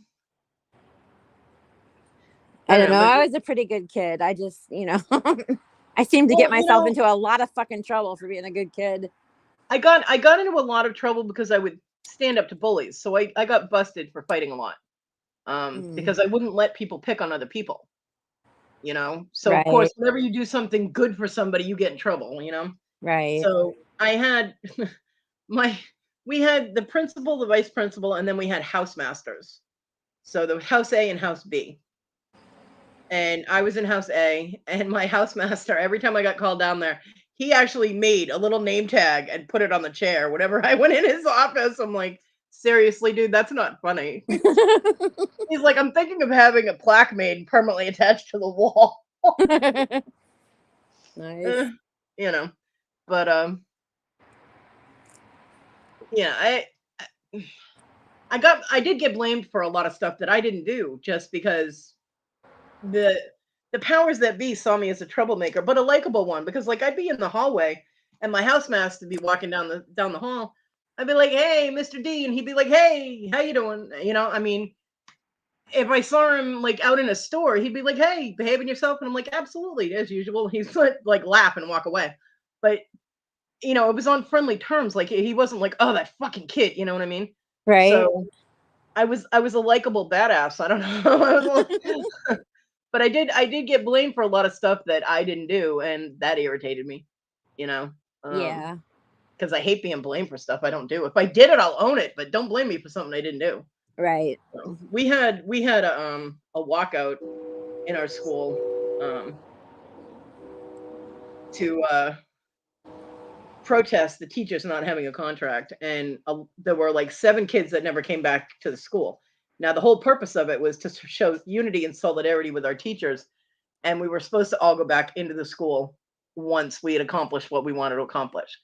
Right. So everybody met out in the parking lot, the student parking lot. There were like 7 kids that took off, and the principal was having a papaloxy. He was flipping out. And he tried saying he was going to suspend everybody. I'm like, really? You're going to suspend the sophomore, junior, and senior classes? Really? All of us? Good luck. Right. I'm like, here's a list of the kids that didn't come back. They might still come back. I don't know, but these are the kids that, because we kept track of this shit. It was organized, you know? And we told everybody, do not take off because it looks bad. And they did. And they got suspended for skipping, taking off, but the rest of us didn't. And we helped solve the problem. So, the teachers got their contract and all that. So That's yeah, good. we had the news there and everything. Wow. And it was funny because it was the stoners and burnouts and stuff that organized the whole thing. And the principal actually looked at the girl that started the organizing the whole thing, and he looked at her and he goes, "You don't even participate in anything that has a teacher in it. Not even class. Why do you care?" And she goes, "Because I'm a student and I want my teachers at my graduation." Right. She's like, "My teachers have worked hard to help me pass, and I want them at my graduation. And if they don't have a contract, they can't even be in the building during graduation." Oh wow. They couldn't chaperone any school dances like the prom. They couldn't go to that. They couldn't. All our coaches were teachers, which means that all of our sports teams would have had no coaches. Right. They couldn't do any activities outside of just teaching their class. So, she's like, the students that work the hardest are some of the worst students. She goes, and we want our teachers who have tried to help us so much, we want them there to see us get our graduation, our certificate. Right. And he shut up after that. He had nothing to say, So yeah, it was the stoners that organized the whole thing. Never underestimate the power, baby. Gotta love the stoners, man. Yep. So I don't know. There was only 133 in my graduating class. yeah, we only had maybe, I don't know, 300 or 400 kids in the whole school. And we wouldn't let the freshmen participate in it just in case we did get a mark on our records. We figured as freshmen they should not have that mark yet. Right. So we did not allow the freshmen to participate in it. But freshmen, junior, and seniors were all, and it was funny because I was in my sociology class when the time hit that we were going to do the walkout, and it was one student on each floor because my high school was 2 levels. One student on each floor with an air horn, right? And the teacher just looked up and goes, "All right, go." Because all the teachers knew what was going to happen. We had told them what was going to happen. Right. You know, I mean, the only way they would have been able to prevent it is to lock the door so we couldn't get out, and that's illegal. So they couldn't do that either. So he's like, all right, put everything down, to leave it. It'll be fine where it is. Go. And we did. We just put all our stuff down and got up and walked out. Nice. And, you know, if we had a freshman in our class or whatever, we'd be like, nope, you stay. Right. But, yeah, I mean, we weren't putting up with nothing. I mean, the principal came down into the parking lot and threatened us and was being a dick. And it was funny because the housemasters or house parents or whatever you want to call them, the housemasters, they were standing up at the top of the hill, just standing there. They weren't backing up the principal. They weren't threatening us. They were just keeping an eye on us to make sure nobody got hurt or did something stupid. And but that principal, man, I thought he was going to have a heart attack. He was so red in the face and he was so mad. And we all just sitting there looking at him. Now, we weren't angry. We didn't yell things at him, nothing. We just sat there and looked at him. and the girl's name was Debbie, the one that started it all. She looked at him and goes, "Are you done now? Because nobody's moving until we get some kind of positive feedback that you guys are working on a contract." I was like, "If you're done, you can go now." And he was just like, "What?" It was so funny. And then he was like, "All right, well, if you want to have something to say, then come into the gymnasium and say it." Right? So we were like, "All right." So we troop into the gymnasium, and he goes to hand Debbie the microphone, and she said, "Okay, this is why." And that's all she got out. And he ripped the microphone out of her hand. Wow. And wouldn't let her talk. And I was like, "You know what? If you're going to let her talk, you might want to hand her the microphone back." And Right. everybody was like, "Give her the mic, give her the mic, give her the mic." So she did get to say what she had to say, and it made complete legitimate sense. She, I mean, was very articulate about it. Right. And he point blank said, "Okay, well, everybody go back to class. You're done with this walkout." Wow. So like I think there were like 10 of us, 9 or 10 of us that said, "You know what? Nothing is getting accomplished here. We need to go to the school superintendent." Right. So we did leave the school grounds, which is why we almost got suspended. And we went to the superintendent's office, and I was like, "Why can't you guys get a mediator? You've been working on this contract for 3 weeks and you can't make any progress, button heads like this. Get a mediator." And he was like, "Oh."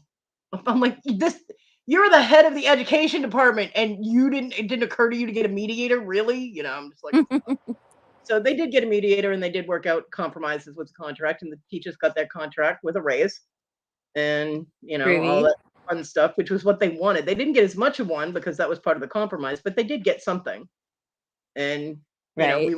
we were allowed to have teachers at our events, so that all worked out. Awesome. But I can tell you the teachers really appreciated the fact that the students stood behind them, you know, Right. because I mean, a lot of times teachers feel very persecuted, like students don't give a damn about them. And that was not the case in our school. We loved our teachers, most of them. That English teacher was an asshole, but yeah, for the most part, my teachers were pretty cool. Yeah, there was only a couple I didn't like. Yeah. So. But that's because they didn't understand me. So, yeah, you know, we butted heads. So, yeah. And yeah, I can understand that. I mean, there are some teachers that just don't want to see beyond the obvious. right. You know, they don't want to investigate why something is happening. They just see that it's happening and react to that. Right. You know, and it's a very special teacher that can look beyond just the action of what's going on right in front of them. Yep. To behind it to see why it's happening. Yep. You know. Yeah, I can get that. Totally. You know, for a 35-pound dog, this damn dog sounds like an elephant when she jumps off my bed. Aw, Simmy. Just like the dump. Like, holy crap, dog. House is gonna collapse. You keep doing that. Aw. You got a chunky butt. My chunky butt. It's actually warm in my room right now, which is why she just got off. She's laying on the floor. She wants to cool off. Yeah. Yes, she does. Well, it's like 60 here, so 60 something. The hell time. What the hell? I don't know. It's gonna dip down into the 19s or something tonight. So I won't be going out again tonight. Bummer. Yeah. My laptop is slowing down. Oh, look, I have an update for the laptop. Of course, it's going to slow down until I update it. Yeah. Well, see, when I update my laptop, there's always a chance that it won't turn back on again. So Right. it scares me when I have to restart it and everything.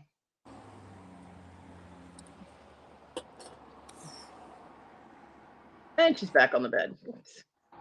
Make up your mind, dog. Yeah, it's 65 right here. She's like, I cooled off. I'm going to get back on the bed and get warm again. Right. It's 65 with humidity is 52. So I need to put this back in the trunk. can we talk about how awesome Scarlett is? Who said that? Debbie. Scarlett? Oh. Debbie. Sure we can. PG was like, yeah, Dibble, I'm amazing. Okay, then. Well, you know, the Self-Love Club is apparently in the chat today. That's good. Sorry. Crunchy noises, I know. I don't know about amazing, Debbie. She was telling everybody to put bananas in my chat, so.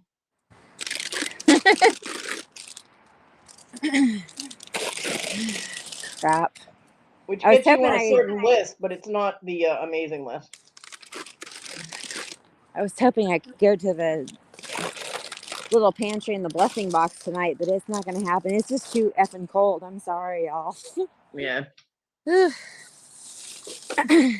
Now, the VA is coming tomorrow, so my mom and I are gathering up stuff for that. But the food part, I got to wait. Yeah. And I barely have enough to make a new video. So, I don't know. I hate winter. Sorry. I do. I really hate it. It's all right. Well, but then the summer is tough too because things melt. Well, yeah, that's part of it too. But at least my bones and my back don't hurt quite as bad. True. But you know what? I've gotten to the point where normally I would go out and do it no matter what. I can't do it. The pain is just too much. It wears me out too quickly, and it's not worth me being out 3 months again and having to work everything back up again.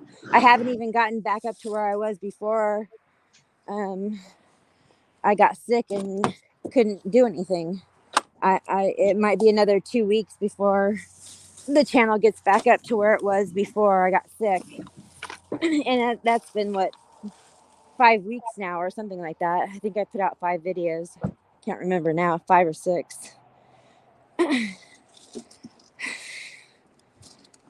Before, my mentality was just do it, it's YouTube, just do it, it's YouTube. But now I'm like, it's you, who cares? Wow. See, that wore me out, just doing what I just did. Because my lungs are so scarred. You know, I'm not going to say I'm perfect. Yeah, I smoke. But I have asthma. I've had it my whole life. I've had bronchitis and pneumonia on and off through all the years. And every year it scars it a little more. Right. And this year it really took a toll. Whew, I can't even catch my breath right now. Hold on a second. Okay. I mean, like I said, I've had comments. You can't do like you used to do before, so I'm not going to watch you anymore. Like, well thanks, bye then, asshole. Like, we'll see you later. Bye then. I know, right? I mean, God, have a little compassion for somebody, you know? Some people are just natural assholes. That's all. I know. That's why I just delete the comment and move on. Yeah. But it still gets to me. Shit, hold on a second. You know what? I'd comment back and say, be like, nope, I'm not. And then I delete their whole comment. Because they'll still get it that they got the reply and they'll see it, but it won't be in your comments anymore. Right, exactly. No, but I mean, how rude. Yeah, They're like, obviously you can't do like you did before, so I'm not going to watch you anymore. I'm like, well, that's fine. I'd rather you not watch me and be an asshole to me. Yeah. You know, I do what I can. Like, you wait until something happens with you and you can't do it anymore. You know what I mean? Right. I mean, I'm not, 25 years old or whatever. I'm almost 50 and I've got issues. Sorry. Yeah. Like Susie said, you don't need asshats in your life. I agree. Exactly. No ass I hats. agree. No ass hats allowed. That's right. It's an asshat free zone. Be gone. Right. And I still, I mean, even though I got over the pneumonia, I still have a cold. I had a cold last week. I don't know. Never mind. No, I understand. It takes It a really long gets time. me down, though. People don't realize that the nasty shit that they think is not important that they put in there because they're being a butthole doesn't hurt people, and it does. It hurts my feelings because I'm just, I don't know. Because you want to be able to do what you could, and it's very frustrating that you can't anymore to the level that you were able to do it before. I understand that. Right. And I have to build my stamina back up, which I can't do during the wintertime for the most part because I have trouble breathing in the wintertime anyway, despite what's going on. And so it's whatever. And it's only going to get worse. The more subscribers you get and all of that, the more shit you get from people. Yeah. So I know that more is coming. Should I get any higher than I am right now? But, I don't know. I have to put it in my head that I don't care what those people say. I know my intentions are good. And if you don't see my good intentions, then fuck you, be gone.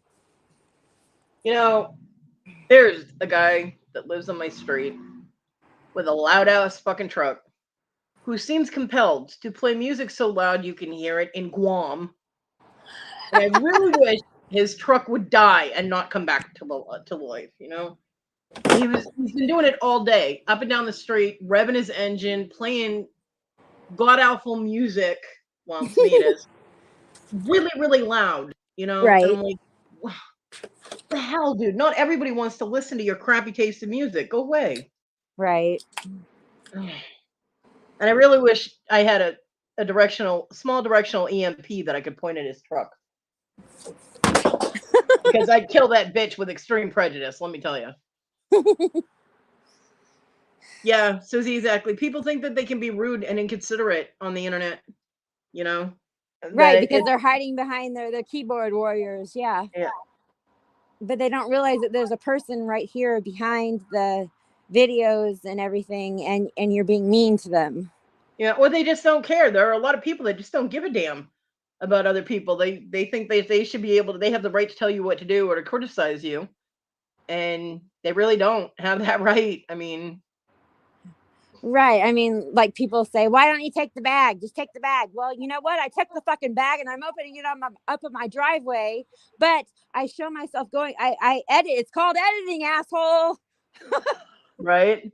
You might see me going through the bag, but I'm going through the bag in my driveway, not well, most of the time it's at the dumpster, but when I throw them in the car and I bring them home, it doesn't matter how I fucking do it. Why do you care how I fucking do it? I'm gonna get it out right now. Why the fuck do you care how I fucking do it? I fucking do it. I get this shit and I donate it. Why do you care how I fucking do it? There, I said it. You know what? If they think they can do better, let's see their videos.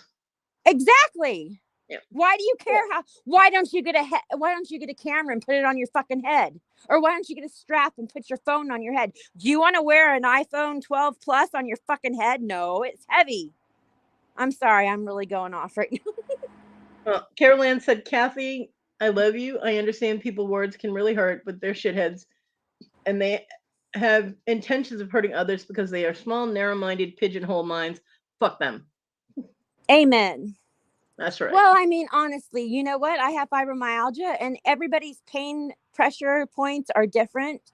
Yep. I can't even stand to wear a baseball hat on my head. It's too tight. I'm just saying the pressure from that bothers me. So to go out and spend $500 on a fucking GoPro to stick on my head that I can't even wear, just so that you can see me pick shit out with 2 hands instead of 1. I don't get it. I get the shit out. Why do you care how many hands it takes me to do it? I edit my videos down so much that there shouldn't be any problem. I go and I watch other dumpster diving videos, and there are fucking cameras all over the fucking place. Yeah. And even with two hands, they're all over the place, and they're throwing boxes up towards the camera in your face. They don't edit anything. So that's one of my big pet peeves, is that people criticize constantly about me using my one hand to get the shit out. And that bothers me because I cannot wear a GoPro on my head. Sorry. Well, you know what? And my boobs are too big to put it on my chest. I'm sorry. When people say, how come you don't use two hands? How come you don't put a GoPro? I delete their fucking comment and I move on. All you got to do is think, because I don't. There you go. There's the answer. That's all you get. Right. Because I don't. But you know what? I would never go onto somebody's channel as a viewer, because I am a viewer, and watch people's things and go, how come you don't do it like this? This is the way I do it. You know, I wouldn't fucking do that. Because you're a decent person and they are not. Sorry, y'all. I don't mean to vent. I do mean to vent, because I don't have anywhere else that I can let it out. I hope this guy blows his engine. I really do. He's out there just revving for no reason. Fuck off. Die. The truck, not the guy. Right. I know what you meant. No, but I mean, you know, it's little, you know, I could be going along all well and hearten and everything else, and then all of a sudden there's the comment there. How come you don't do it this way? Why don't you just take the whole bag? I can't believe you. You're gonna get you know why you get caught all the time? I'm like, I don't get fucking caught all the time, you asshole. If you go through my channel, I have 117 videos, I don't know, and four, I think, and that might be pushing it. 3 or 4, I've been caught. And everything worked out groovy when I did get caught. So yelling at me in the comments, telling me this is why you get caught, because you take too long. Fuck off. Yeah. That's what I want to say in my comments. Fuck off. Right. Sorry. Oh my God, I sound like such an asshole. No, you don't. And no, it's 2 years of pent up rage about that crap. Which is understandable. People don't understand, as you know, well, not everybody understands, you know, how the other person, the creator, feels. You know, I could be like other creators and just say, fuck it, I ain't reading anybody's comments, and just move on, you know, just go on and let all the comments just be there and not read a fucking single one of them. Well, I think some people just like to criticize, no matter what it is, no matter what you do, they're going to criticize. Right. You know? And I'm also somebody who gets my feelings hurt easily, just because that's me. But I mean, seriously, if they think they can do better, then let them do it. Right, but you know, you can't say that back to them, because people will turn your channel in for whatever they want to do and screw you. Well, obviously, people can turn your channel in for non-existent reasons anyway. That's right. So, you know. So you try not to be negative in the comments or whatever, just ignore them or whatever, but it still affects you. It still affects how I feel. And then I think to myself, do I really want to keep doing this? I have a goal. I'm going to get that fucking play button, y'all. I am going to get it. There you go, girl. Besides that, out of thousands of people who watch your videos and have subscribed to you, having a couple of people, even if you had 100 people criticizing you, you still got thousands that don't and that support you. So the problem with human nature is that we tend to, for some reason, focus on the negative stronger than the positive. Right. So those, say it was 100 people, not that it, you know, I'm saying it is or not, but no, for right. example, say it's 100 people, seem like 100,000 people compared, it does, because it's negative. Right. So that's why it affects you more. It's human nature. Our brains just work that way. You have to actually change your perception and change the way you think. And that's very difficult to do. It is. And I don't think I've changed it, but I have grown a pretty thick skin. Yeah. Because Kathy would have quit a long time ago after repeatedly reading all these nasty comments that I get. Yeah, and Kathy's not a quitter. No, I'm not a quitter. I'm gonna fucking prove your ass wrong and say fuck you. Watch me do it. Darlene said, "Stop saying that, Kathy. All of us here know how you feel. People are just cruel as hell. So tell them to fuck off, even if you don't say it to them." So even if you read a comment and someone is rude, be like, "Yeah, fuck you too," and then delete their comment. But don't type it or say it. Just say it to yourself. Right? No, I do. It's like, oh look, another one that can fuck off. Click. Yeah, right. Here's another fucker. Time to take the trash out. Bye bye. And TG said, you're an amazing girl, Kathy. All that food you save and give it to all the people who really need it. Love you, girl. Aw, thanks, Scarlett. Thank you, everybody. I'm sorry, I didn't mean to like blow up and vent. Nope. This is the place to do it if you want to do it. If you need to do it, this is the place. I just think that a lot of times other people don't realize those comments because you guys don't see that. I mean, there's thousands, or not thousands, but well, there are thousands of comments total, cumulative, that are very nice and positive and uplifting. And, you inspired me to start a pantry in my town. And now the homeless people in my town can go, or can't afford food, they can go to the pantry where they didn't have one before. And that's amazing and beautiful. And I love that. Yeah. But those comments still get to you, those other ones. And y'all don't see them because I delete them. But yeah. And Susie said, food insecurity is a real issue. You do what you can to change that. Most people applaud you. Oh, thanks, Susie. Mm-hmm. Yeah, no, I mean, I understand what you're saying, though. And like I said, it is human nature. It is the way that our brains are wired to just, the negative just comes at us so hard that that's all we can see sometimes. And go ahead. It's very hard to rewire your brain to be able to ignore that. And I'm already an insecure person as it is. I'm insecure with my body, my everything about me. I'm very insecure about it all. So then they start attacking other things about me that don't have anything to do with that. And then I start to crumble inside and feel like, God, what am I doing wrong? But, I do the best I can with one hand. Fuck all y'all if you don't like it. Right? That's how I feel inside. Debbie said, you're amazing, even if you kept everything. What the hell? You're sweet and generous and way more amazing than those horrible commenters. Aw, thanks, Debbie. And we get those comments too. All of us dumpster divers. You're stealing from the dumpster and you keep it all for yourself. You don't really donate any of that stuff. I'm like, what? Yeah, that's because that's what they would do. Holy They're crap. projecting. They're projecting onto you because they would keep it and they know they would keep it. And because you're generous with it and give it away, that makes them feel like they're not good people. I guess so. I don't know. I mean, I keep what me and my mom want, like if there's cookies or something in there or whatever, she likes a certain kind of cookie. I mean, I'll keep those cookies for her. You won't see them go into the pantry. But I don't think there's anything wrong with that. It's the commenter's insecurity that is causing them to attack you because they feel bad about themselves. And because your video made them feel that way, they attack you. Attack me, right. Which is illogical, Right. Yes. What? Hold on, I'll show you. Uh-oh. There you go. I gotta put my glasses on.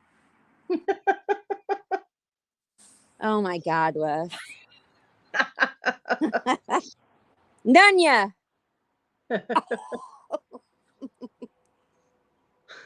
God, Wes. Out of nowhere. Just what? What? Yeah, it's what's that have to do with my damn comments? All those people that make rude, negative comments, they're all insecure, and they feel that they're not doing as much as they could for their own communities. So, because your videos are making them feel that way, they're going to attack you. It's illogical. It makes no sense. But that's not the point of my videos. No, of course it's not. Right. I mean, that's how their brains are processing it, so they have to attack something. So they end up attacking you. Right. So it's their problem, not mine. It's their issue. Exactly. Exactly. need to Instead of remember that. actually going, hey, you know what? I could do that. I could do more for my community, and then going out and doing it. They just feel bad, and then they attack you because they're not doing anything for their own community, or they're not doing as much as you do. So they feel that, and it's not a fucking contest. If you do anything to help No, your it's community, not at all. I mean, I don't help my community. I don't. I have no way to help my community. But No, but if I you did, you would. yeah, if I was able to, I absolutely would, Right. That's the So, difference. Yeah. but yeah, most times when people strike out like that, it's because they're very insecure or they're very unhappy with their own life, and they see you, and I mean your intonation, your attitude, everything when you're on your videos is very upbeat. It's happy. It's on to the next one, and you're very Right. up. So if somebody is miserable all the time and they see that video, just portraying yourself as being happy makes them hurt more. So then they're going to attack you because they perceive you as causing them pain. The way the mind works is really fucked up, and I'm not gonna, No, YouTube. I understand what you're saying. Yeah, I'm not gonna do the whole YouTube psychologist thing right now, but Right. No, I yeah, know what you mean. it's their issue, not yours. It's just you're the one that's having to deal with the fallout from it. Right, but it still hurts me. I know it does. And I try to not internalize it, but like just what just happened, Yeah, it builds up and it builds up after seeing so many crappy comments. Yeah, Then no, I I need get it. someplace to vent it. So It's a good thing you come here then, huh? right, I know.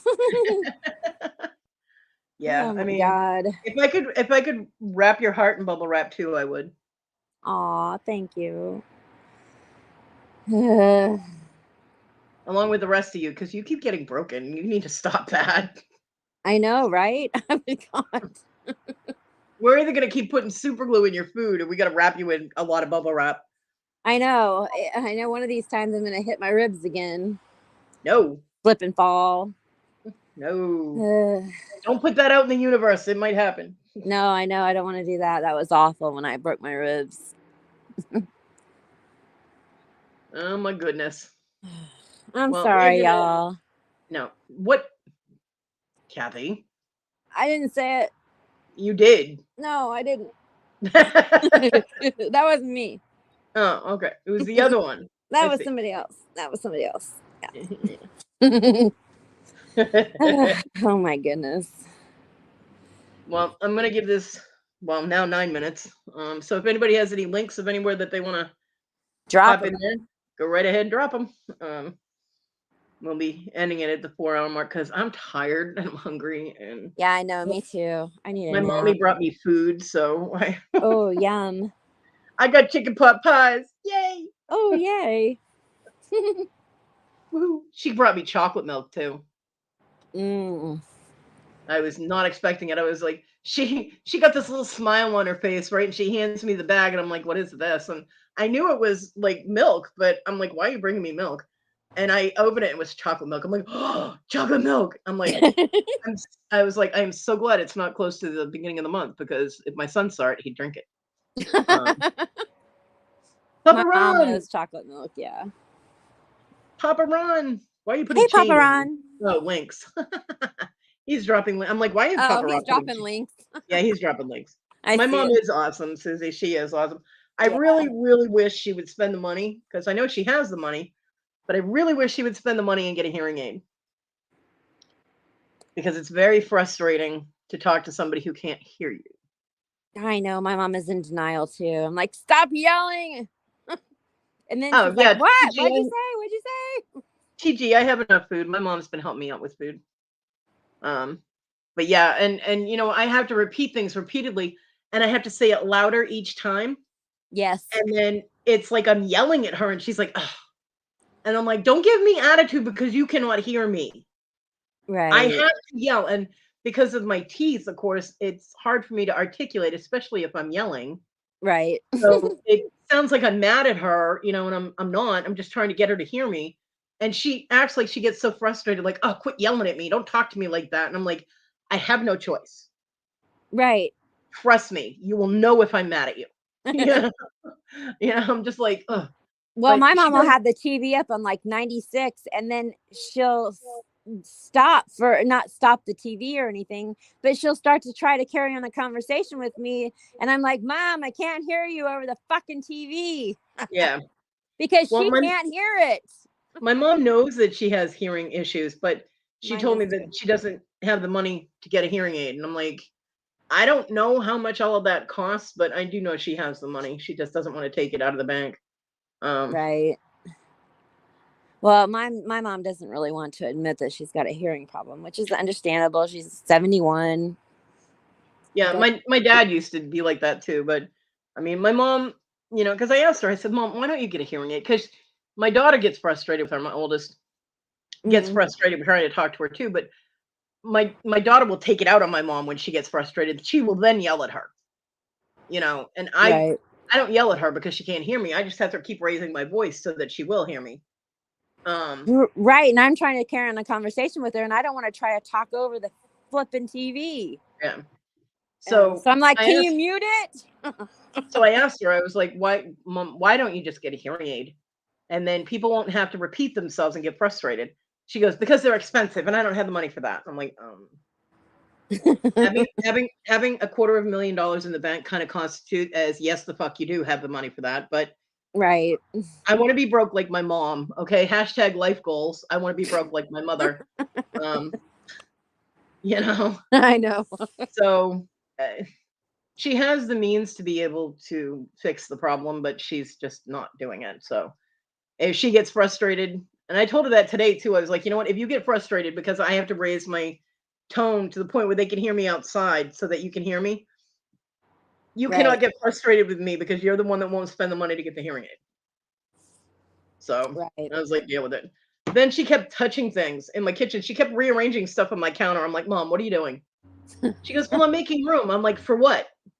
She goes, for the counter. I'm like, for what purpose?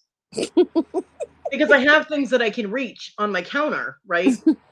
And she's moving things around to where I can't reach them now. And I'm like, why? And she goes, so you have room for what? Well, I don't know, just so you can use the counter. I'm like, Mom, I can't use the counter. That's why everything's piled there. The counter is too high. The counter, like my kitchen counter, the island type of counter, is at shoulder level when I'm in the wheelchair. There's no way I can use that. And I'm like, so I was like, are we putting something on the counter? I'm like, is that what you're trying to make space for? She goes, well, no. I'm like, then please stop touching things. Because she'd touch it and move it and then look at me and go, where do you want this? I said, where it was, or it wouldn't be there. Kind of makes sense, right? Yes. We gotta love them though. No, Bonnie, she knows she needs my mom knows she needs a hearing aid. She just doesn't want to spend the money on it. My mom knows she does, but she's in denial about it at this point. So I don't know, maybe 10 years from now, she'll admit that she needs one, but I'm not going to force her My mom's hearing's been going for probably about 10, 15 years, and she was in denial at first. But right, that's what I mean. There's no way she can deny it when I'm standing, well, not standing anymore, but I'm sitting right next to her. She's 2 feet away from me, and I've had to repeat myself 3 times at louder and louder and louder decibels until she can finally hear me. I mean, you can't deny it. I'm like, Mom, I repeated myself 4 times now. And she goes, well, I can't help that. I'm like, yes, you can. I know I'm going through the same thing. Because not that I mind repeating myself, but it really gets old. I don't sugarcoat with my mother either. She's I do. I don't. I know. My mom, I can't. She's my mom. I know that. I don't know. I mean, I try not to cuss too much around my mom because she's one of those people that will say GD instead of goddamn. Oh no, my mom will straight out say fuck and. Yeah, no, my mom doesn't cuss. Mine does. There was one time my mother said, "Oh my fucking God," and I thought I was going to have a heart attack. I literally fell on the floor and just stared at her. I was like, "Who are you?" I mean, it just doesn't happen. She didn't always, but her filter is gone. I mean, like totally gone now. But you know what's really funny is my mom used to be like, well, gee, it and this and that. And I'd look at her and go, you know what? God knows what you were thinking. And she'd be like, you be quiet. Because I was like, I don't know, 11 or 12 when I said that to her. Because she was GHC. Oh my. GT and this, that. I mean, the way that she got around taking the Lord's name in vain, quote unquote, and cussing and stuff was so funny. And I just looked at her and said, he knows what you're thinking. So it was funny. Kathy fell away. We lost Kathy.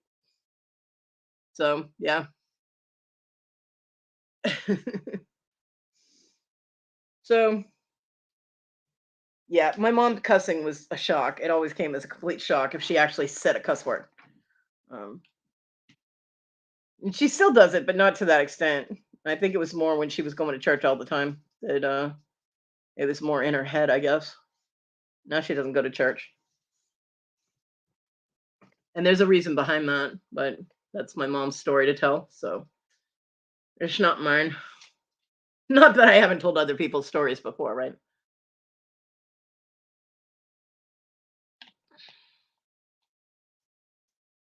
Bye, Bonnie. Enjoy your sandwich. Yeah, I'm ending the show anyway. Only got about a minute left. So if you got links other than the links Ron dropped, go ahead and pop them in there. I hope everybody has a great day. Kathy, if you can hear me, thank you for coming on my panel. I love you, girl. And stop apologizing for everything under the sun. Big hearts to you. Love you. And thank you, everybody, for coming in and joining the chat. Appreciate you. And I love you guys. And we will see you around the YouTube. Hope everybody has a good night and good rest of the week. And I will see you about the 2.